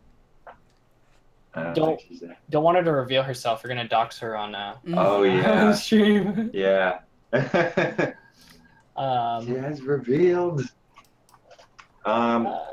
So yeah, I mean, with the power supply situation, I would really like to know more about power supplies. Yeah. You know, because you see a bunch of different companies like Silverstone and all these other guys in there, and was it Apevia as well or Hevia? I don't know. And you're like, what makes a power supply, you know, reliable, efficient? You know, you're like, okay, it has Japanese-built capacitors. You know, what is that like to, I don't know, maybe South Korean capacitors or American-made capacitors? I don't know the ins and outs from a power supply, so doing a review on that would be really hard. Yeah, I trust this guy right here because I'm never gonna have the tools to be able to test it. Plus, the amount of time these guys take to test these, it's like, yeah. Don't you just stick a screwdriver in the back of it after it's powered off? If you get shocked, no good. If you don't, it's good. Who was it? Was it Soda Poppin'? I think Soda Poppin', which if you guys don't know, he's one of the huge like World of Warcraft / like game streamers on Twitch and YouTube. Soda Poppin'. Haven't heard of it. Soda Poppin'. He stuck a screwdriver, I think, in the back of his computer because his power supply was acting funny. For some reason, his friend thought it would be a good idea. And he like could have totally died or had major nervous system damage. Yeah. Oh, that is not a good idea. Wait, this is for a video? It was like, yeah, it was like people are getting stupid. Like, you heard about the couple? You hear about that guy? Who got shot? Yeah. Wow. He got shot dead. For the sake of YouTube, don't do it. Don't do it. Don't do it for the Vine. Yeah. Oh, yeah, back when Vine was a thing. Do it for the Vine. Oh, I ain't gonna do it. Do it for the Vine. No, I ain't gonna do it. Do it for the Vine, eh? Those are the days. Man. Oh, that's too good.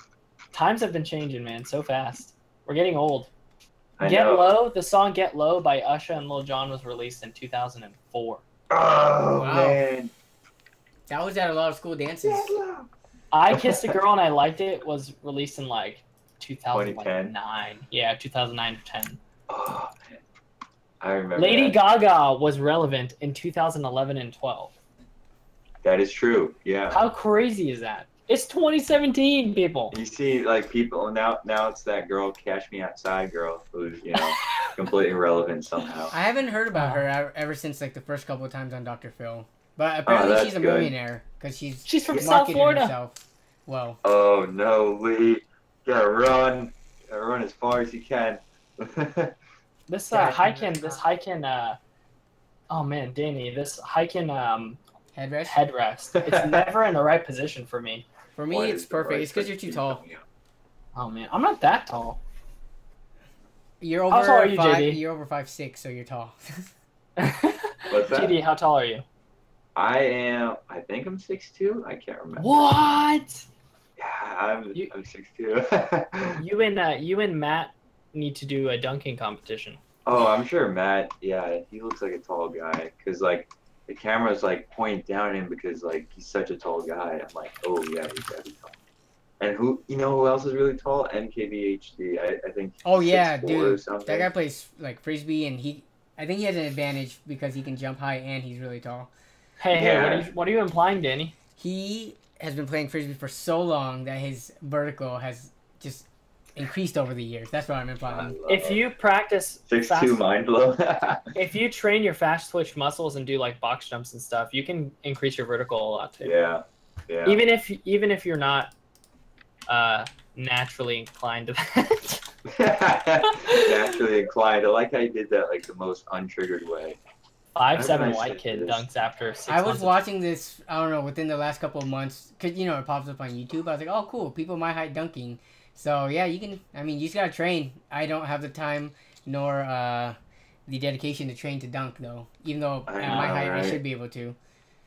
What's surprising is BuzzFeed released a video. One of my favorite characters is the guy from Worth It. I think his name is Steven. He did a video where for like a solid, like, it was maybe like a week. I don't know. Maybe it was a couple weeks.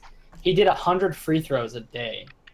Whoa. For like 3 weeks. And he got to like 80% like accuracy. That's ridiculous. And the whole point was, why can't professional basketball players shoot 100% on their free throws when it's such an easy shot and they practice for their whole life? Yeah. And he ended up getting like 2 or 3 out of 10 against this basketball player. So even if you practice, you might not be able to dunk, guys. That's what I'm saying.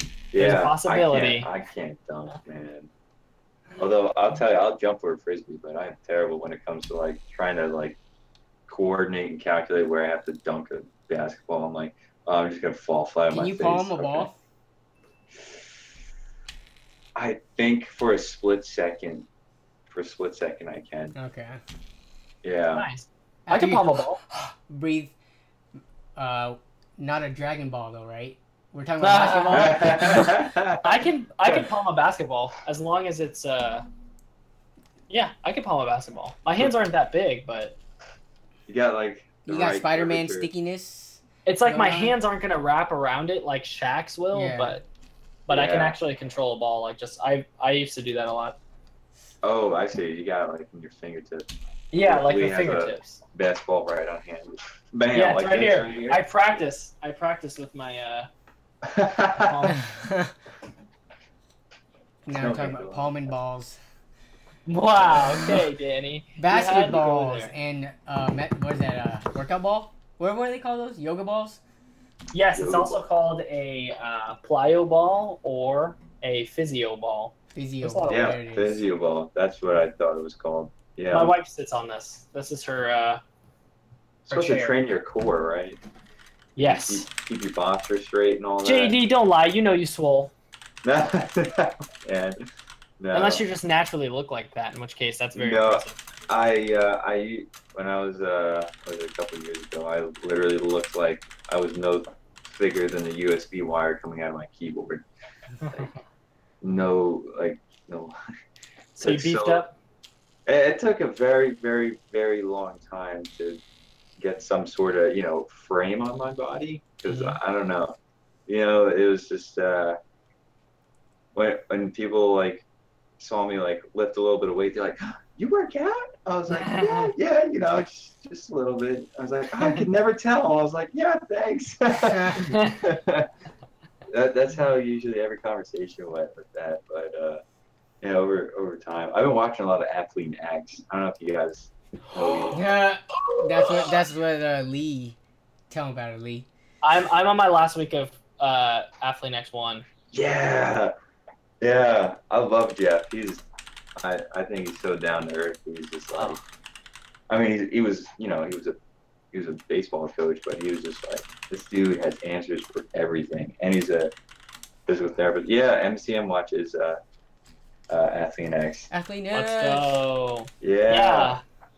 Yep. Athlete X is the bomb. Love that guy.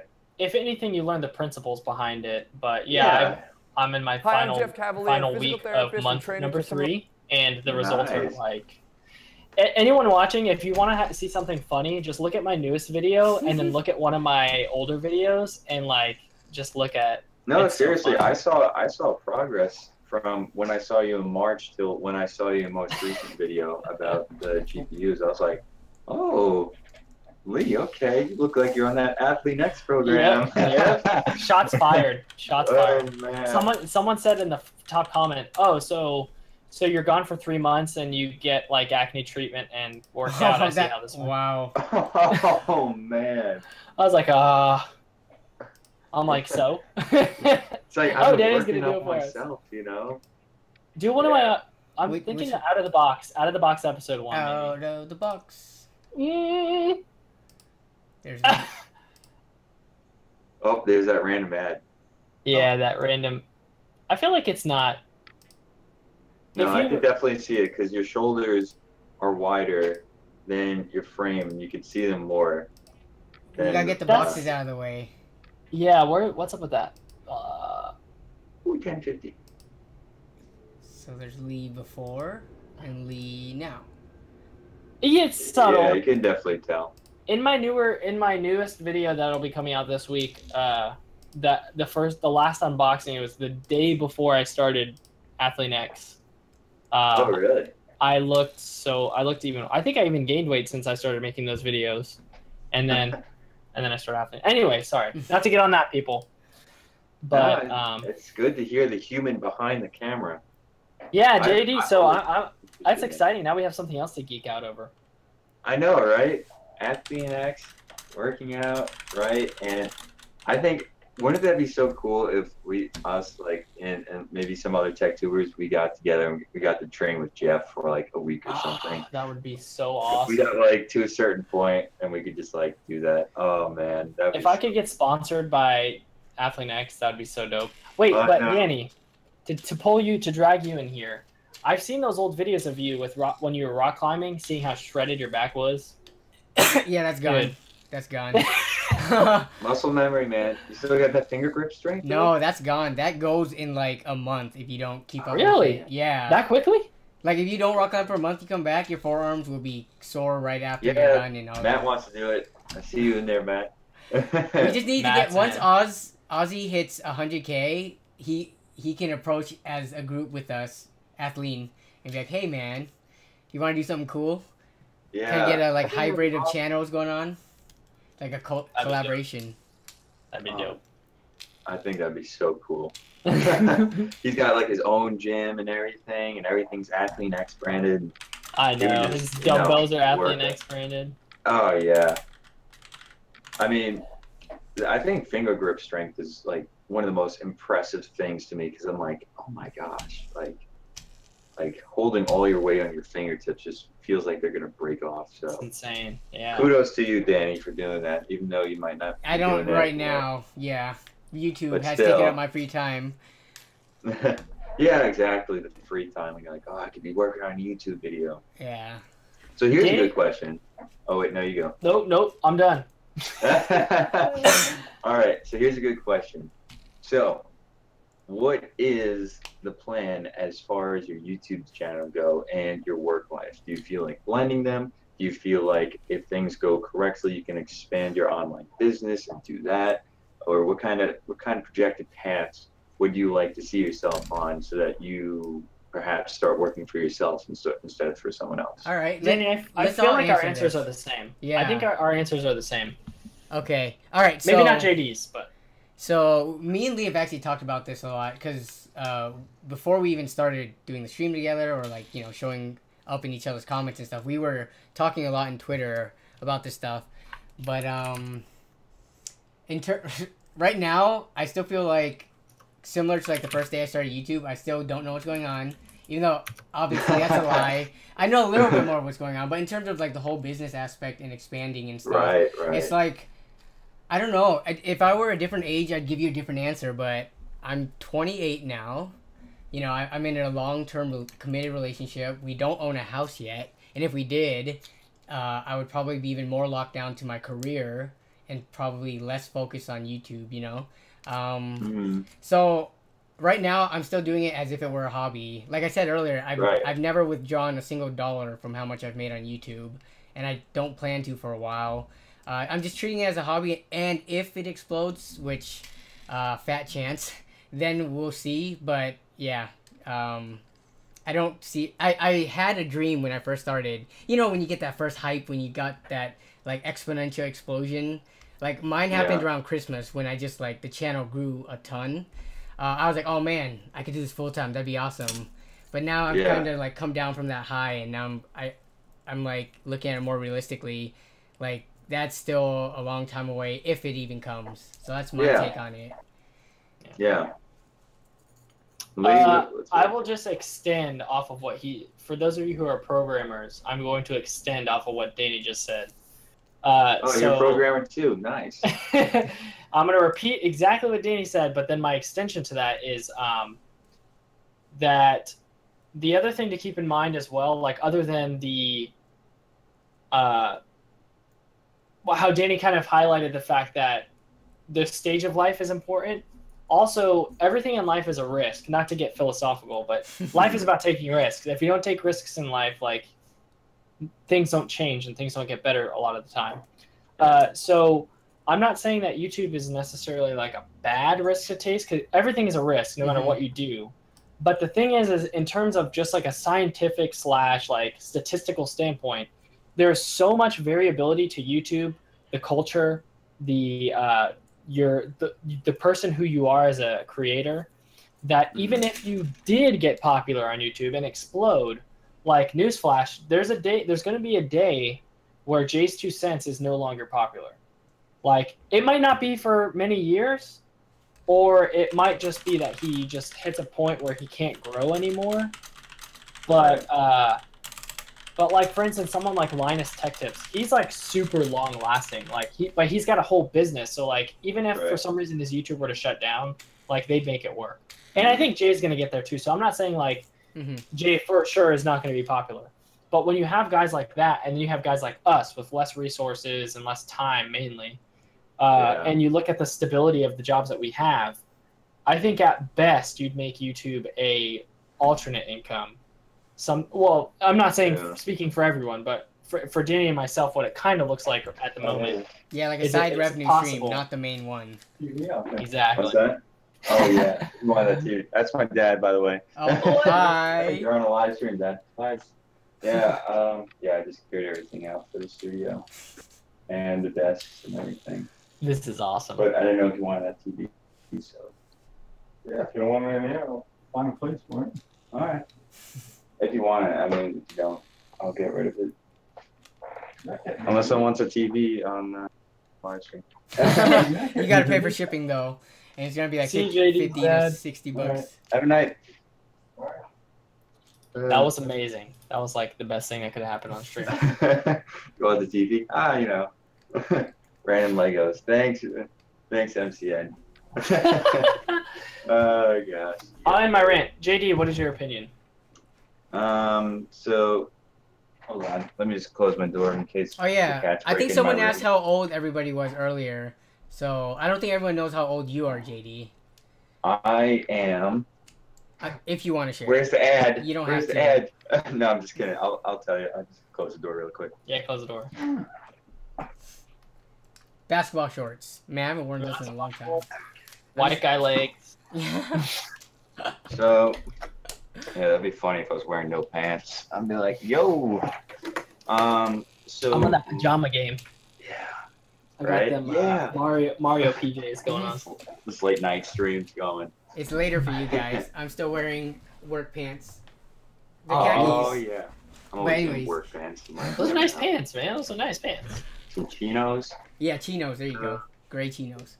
But all right. So I am. I thought he was addressing us as a Spanish person. Yo, what's up, chinos? Okay. I guess he could. That's what I thought it was originally. But I am 22 right now. Yeah. So. Nice. Yeah. I've got a half semester left of college just because that's the thing. Things worked out, and then I plan on doing a year of grad school. Oh. Yeah, and right now I'm like with my parents and everything just because it's a lot cheaper to live here than it is to pay 10 grand or I mean 8 months at school. So Mm-hmm. that's the way I'm doing that right now. Nice.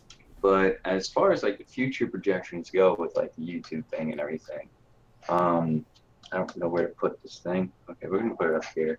So, can you take me serious? You're all so old. Thanks, Tech. Let's Charles is see. 12. So the thing is like, where do I want to place my risks? Where do I want to place my investments? And how do I want to grow into something that's more stable? Because relying on YouTube alone is very hard to remain stable.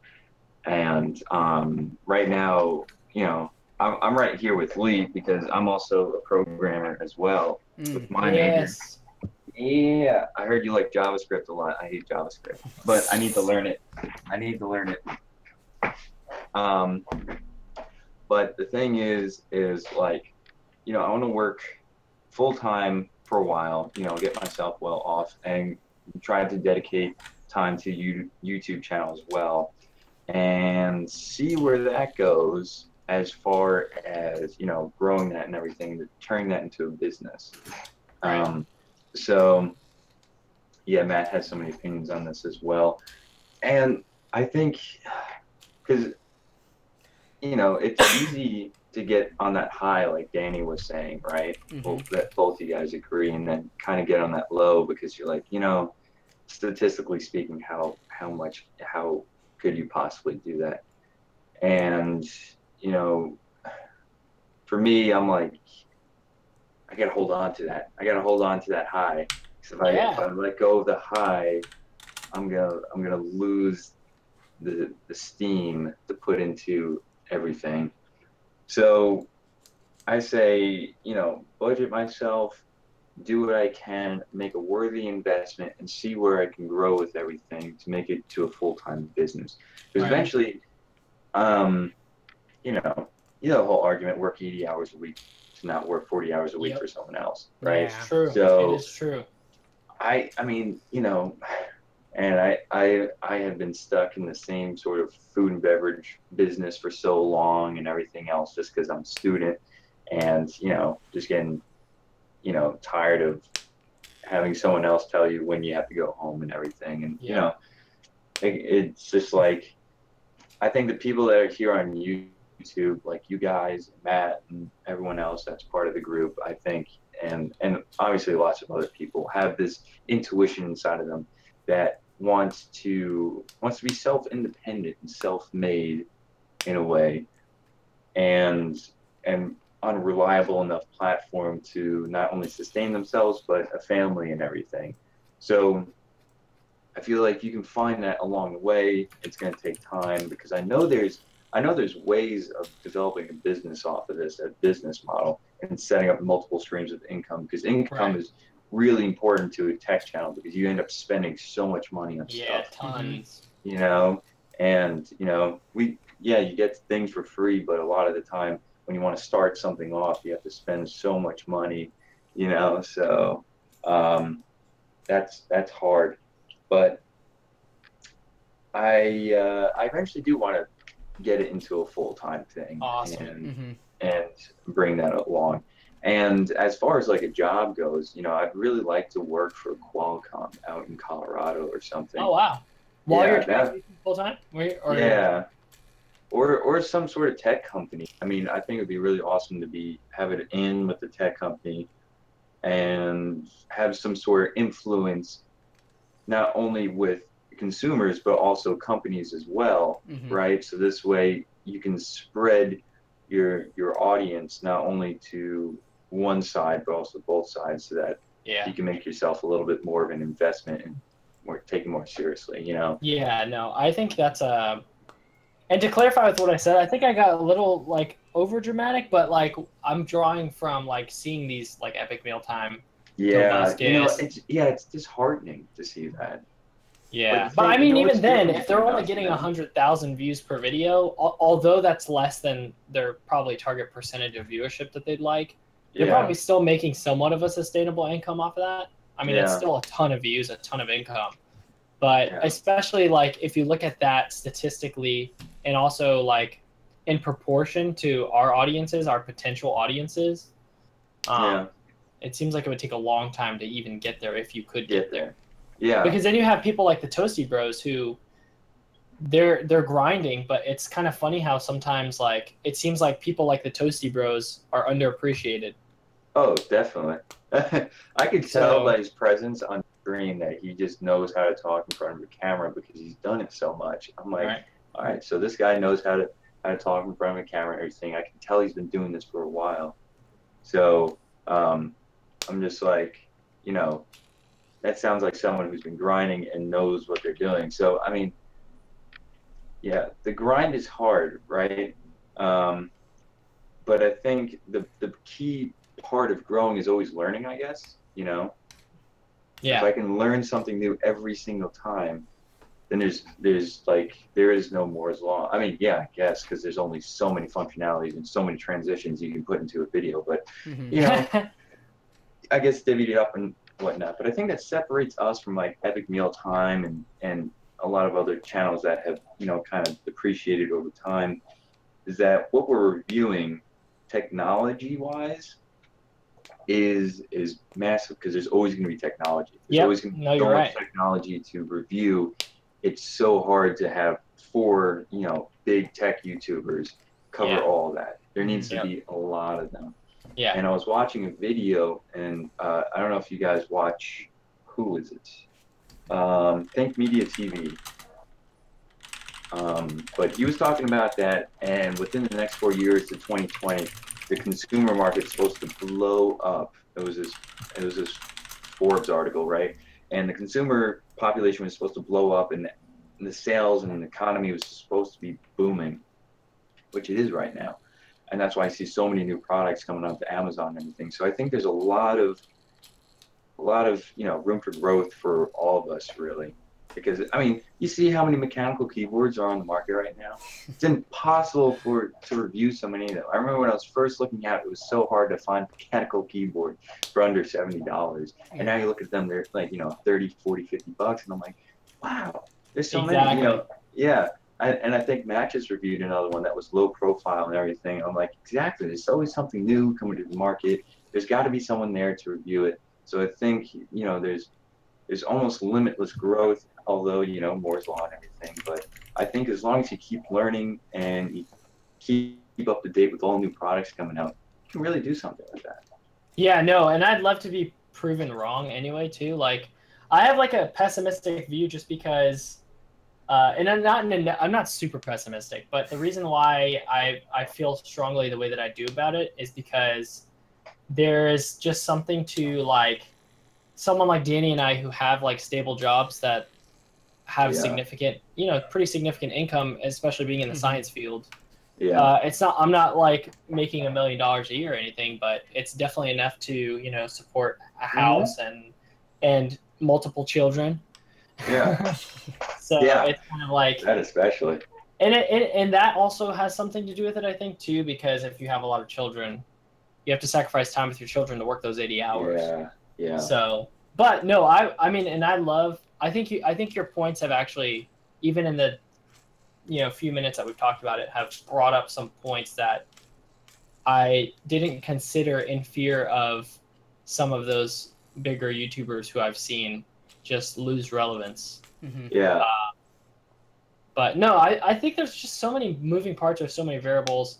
I think one thing that Danny and I talked about too, with Danny, if you want to take over so that I'm not talking for forever. One thing we talked about too is just obviously, like you said, the technology market isn't going anywhere. Technology is going to be changing, obviously, so there's always going to be new things to review. But I wonder what the future of YouTube itself is as well, which Danny and I have talked about a little bit. Yeah. Yeah, Linus is making his, what's it called? Something boat? Float plane? Is that what it's called? Yeah. He started making an alternative, and then these Viners are taking over, and I don't know. I don't have too much to say about that, just because I don't know. Does that make it seem like I don't have to drive to try to make it full time? Then I don't know. Maybe That's true. I'm just scared and what's it called? And I'm not confident in my own abilities. Or being realistic is one of the two. I'm not sure which one it is. Yeah, being realistic. That's being realistic with yourself, because we're all analytical. We all have something in the science field, so we're very analytical about these things. Like I bet we're all looking at our numbers and like view count, sub count, and then just working in our head. Is this gonna work? And the biggest thing I think is that like a lot of people don't realize, especially when you're younger, because I didn't think about this stuff, is like how much it costs just to sustain a living, later on.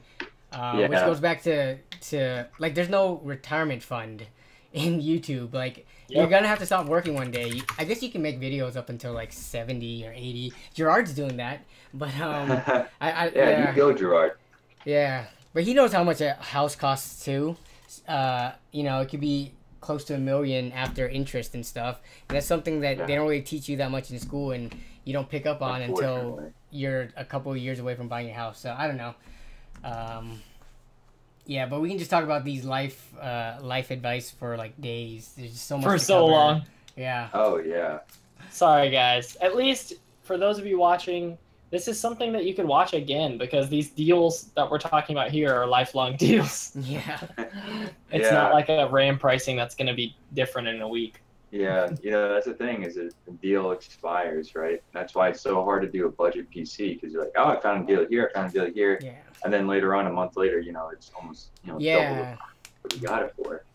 It's like, oh, crap. I think maybe I need to, now that you say that, I need to probably emphasize that more in the videos. I did it in one video where I was like, you're not going to get the deals that I get. What I'm teaching you is how to do it, not to build this exact PC, because I think a lot of people watch my videos and they say, I can't find that. This video is garbage. I'm like, no, you're missing the point. Like, yeah. It's all about how much time you put into hunting it and how you hunt it. You're teaching them your hunting ways, and you can make a business off that.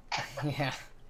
And what's interesting too is Danny and I have slightly different ways of going about our deals. Mm-hmm. Danny is good at finding amazing, like Danny, I don't know, he just has the area / the expertise to get really, really good deals. Whereas my method is set a budget, and regardless of what part I get, make sure that I don't, because there's situations where you find a really good deal for that, and like so like in proportion to the original price, this is an amazing deal, but still doesn't fit my mold. So I'll even change the build a little bit in order to fit that specific budget. And those are both different methods in order to achieve like a similar goal. So there's a lot of ways to go about it too. So there's a lot of variables, no matter what you're talking about. A lot of risks, people.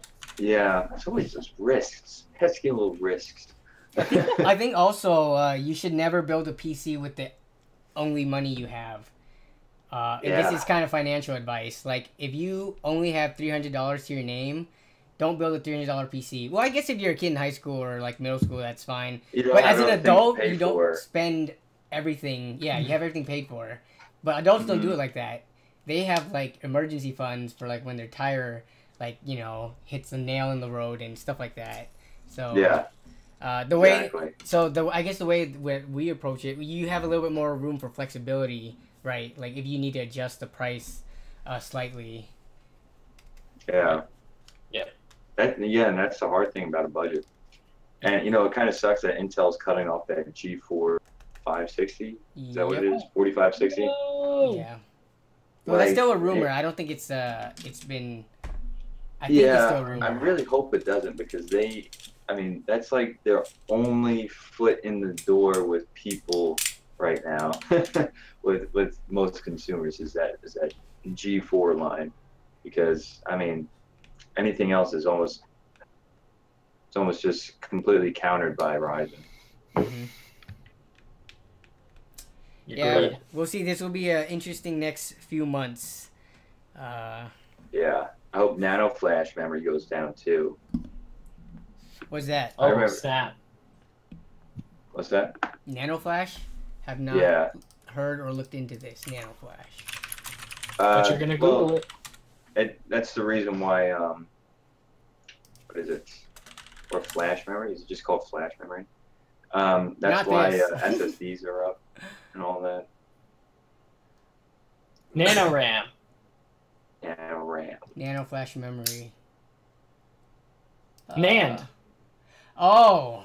NAND. Okay. NAND flash memory. Okay, yeah. It looks like Nano though. That's what I thought it was at first.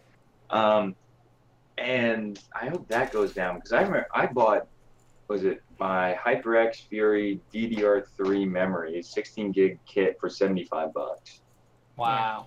Yeah, and I was like, you know what? I'm gonna buy another 16 gig kit just because I like the price. And as soon as I bought that, like the price went way up, and I was like, whoa, I'm glad I bought that when I did. Mm-hmm. You know, and it's still expensive. It's still over $100 for DDR3 memory. Oh man. I'm like, oh my gosh. DDR3, people should just look to buy used. Like, it's so old that there's way more of it floating around the used market than DDR4, and RAM is RAM. Yep. It's not gonna affect too much. And plus, if you build on a server board, ECC DDR3 is even cheaper. Oh, so cheap. That registered RAM. Oh, you can just get your hands on so much RAM. Yeah, I got like 120 gigs of RAM. Oh, really? What kind? That ECC RAM? Like, oh. yeah. I haven't noticed anything different, man. It works amazing. All it is just better at the error correcting is just a way to have a failsafe if something were to happen power were to get cut from the system. It's really all it means. Really? Yeah, I haven't looked too much into that registered RAM stuff. So when I was looking to buy like $100 build and I was looking at DDR3 memory, I was like, wait a minute, what's registered RAM and non-registered RAM? And I saw that and I was like, oh, okay. But yeah, they still use that with a desktop? I don't know. It depending on certain motherboard support. You'll have to, because there's ECC and there's registered, non-registered, buffered, unbuffered. There's like a lot of terms. Essentially, all the server hardware is aiming to do is, like basically what it says with the error correcting, is try to avoid data loss at any cost. So it's better at distributing load. You can change the way that the CPUs handle, like on a server motherboard. You can change the way that the CPU and the RAM communicates in order to handle things a certain way. Like there's a lot of different moving parts that a gaming PC does not care at all about. Yeah. So it's cool, and I've been using a server system since I made my Gladiator video.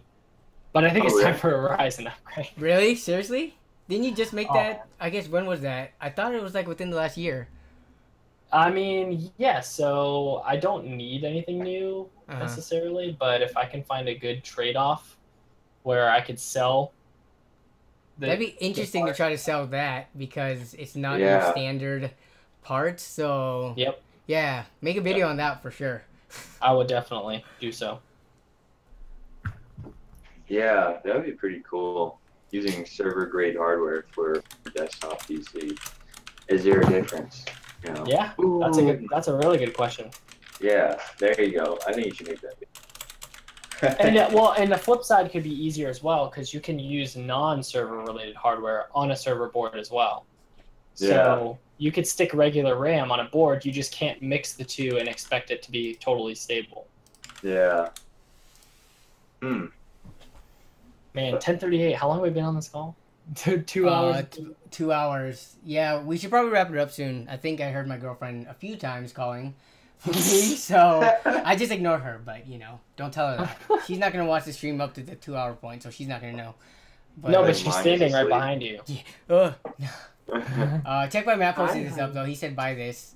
It's a Ryzen build. Wow. Hey, it's pretty decent. 1700, 1060. It's got a SSD. Really? Do the math. Let's see. 250 plus another 200. It's about what you would expect to pay, I think. Oh, they got the Gigabyte AX370 board? Good motherboard. That's one I have. Oh, yeah. I totally just overlooked the cost of the motherboard. Okay. No. 16 gigs of DDR4. Actually, this is probably like 150-ish off. Oh, where Lee just left too. Is he also tending to his girlfriend? Oh. I just noticed that. Yeah, I know. I was Oh, like, JD, are you dating anyone? I am. I had a girlfriend in the chat earlier. I don't know if she's in here. Okay. Yeah, she is wonderful. All of our significant others are wonderful, right? Wink, wink. Yeah, yeah, right. She's actually the one that got me started on the journey, actually. On YouTube? Mm-hmm. Nice. Is she the one who encouraged you? Yeah, because the funny thing is, let's see, about 2 or 3 years ago, all I had was like, I did my homework in this big chair, right? This chair took up so much room, and I had no desk. I had this tiny little, oh, not a tiny, but this really crappy little laptop, and it just wasn't cutting it out for me. So one Christmas, she bought me a computer chair, which is the one I'm sitting in right now. It's kind of on its last legs, quite literally. And as soon as I got the computer chair, it got me thinking, like, computer chair. I got the chair, but I'm missing the computer. So I really got interested in building myself a computer and a setup and everything. I think I started watching Tech Source and getting ideas from his, and Lee just rolls on it. And I got ideas from Tech Source from doing, those setups and everything, and setup wars and everything. Tech setup here makes so much sense. I told her to start a YouTube channel, but that's what I told my girlfriend too. Make a cooking channel, please. I will help you edit your cooking channel. I love cooking channels. Yeah, I can make the food taste so good, or it looks I can so watch good. taste. I can watch tasty videos like all day. Get yourself really hungry at BuzzFeed owns that, right?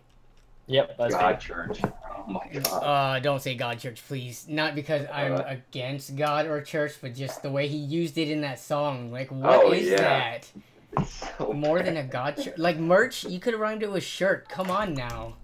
Yo, are you going to teach us how to rhyme right now? Danny, drop at least 8 bars on us. 8 bars? We should have live stream freestyles. That's too many bars. How about 4? Give me 4 bars. See, when you put me on the spot like this, especially since I'm out of practice, I can't do it. Yes, you can. You can drop do it. You're 4 doing first. it in your head right now. I dropped 4? Like, what are... How many is 4 bars again? Well, see, the definition of a bar is even is different from person to person. Hilarious. That's either 8 lines or 4 sets of a bar. See, some people say it's a set of rhymes versus the single lines. So I never really got into bars either. Bars for the chat. I don't do bars, guys. I'm against that. There's so many people in this chat who did not get that reference at all. And I'm glad they don't get that reference. What is it alluding to? I don't know. Drugs? What kind of bars are we talking about here, boss? What kind of bars? Mars bars. Big bars. Mars. Have you seen that guy's Mars vlogs? Yeah. Yes. I think when I talked to you once, you haven't seen him yet, right? I thought I did, but he's like a hybrid vlogger and tech guy. Yeah. Yeah. He's like a techie Casey Brownlee tech. You see this guy right here? Let's see. Block. Oh, come on, Gianni. Come on, Gianni. Come on, Gianni. What? Why you gotta do that? Like, go do us like that. 4 bars, then we can leave, Lee. No, I'm not rapping. Come on. How about we do a cipher? This is on like a recorded stream that gets put on the internet forever. You cannot put that cringiness on the internet until it's been more honed and defined. That's why you don't make it cringy. All right, we got to do it now. We got to do it for the Vine. Let me pull out my Vine app real quick. Oh, it's gone. No. It's gone. No. Now you can repeat that. Someone needs to make a GIF out of JD because it's just been so Toasty Matt said he'll download the stream right now. Yeah, see? He's going to have evidence on us. But Should I just do the Batman voice? I could do a short. I could do a couple bars in it, not be cheesy though. You know what I mean? Well, I'm not going to unless you want to, but. Oh, I'm not gonna do it unless bars you want to. or an accent. Yeah, close it off with an accent. Wait, are you talking to me? Yeah, you. We gotta wrap this up. It's 2 hours and 15 minutes in. I'll upload this stream now. Yeah. All right, what do we do? How do we end this? Let's see. Thanks as always. See, I can't even talk right anymore. We've been doing this for so long. Thanks for watching, everyone. As always, if you guys want to check out JD's channel, that would be awesome. He is one of our fellow creators that I would consider pretty good friends with by this point, anyways, after the stream. So check him out. Makes very similar content to us. Really good stuff. And I'll let Lee take the rest. Oh, JD, do you have anything to say? JD, go for it. Anything to say? Oh, I'm put on the spot. Yeah, what can like as far as closing thoughts or like just anything. And plug your channel one more time. Yeah. Okay. Well, remember, guys, if you want to make your PC better, just download some RAM, and that's pretty much the best deal I can tell you right now. And if you can't do that, go with some RGB lights because you're going to add at least 25 FPS. At least. I'm not even going to click Cloud those. RAM 2.0. People actually do this. Is this really a question on a forum? No. Download more RAM. Or you can sign out with what? The Batman voice? Oh yeah, Lee, give it a shot.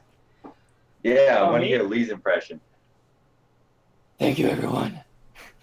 Well, you gotta do your typical lines too, like. What is he?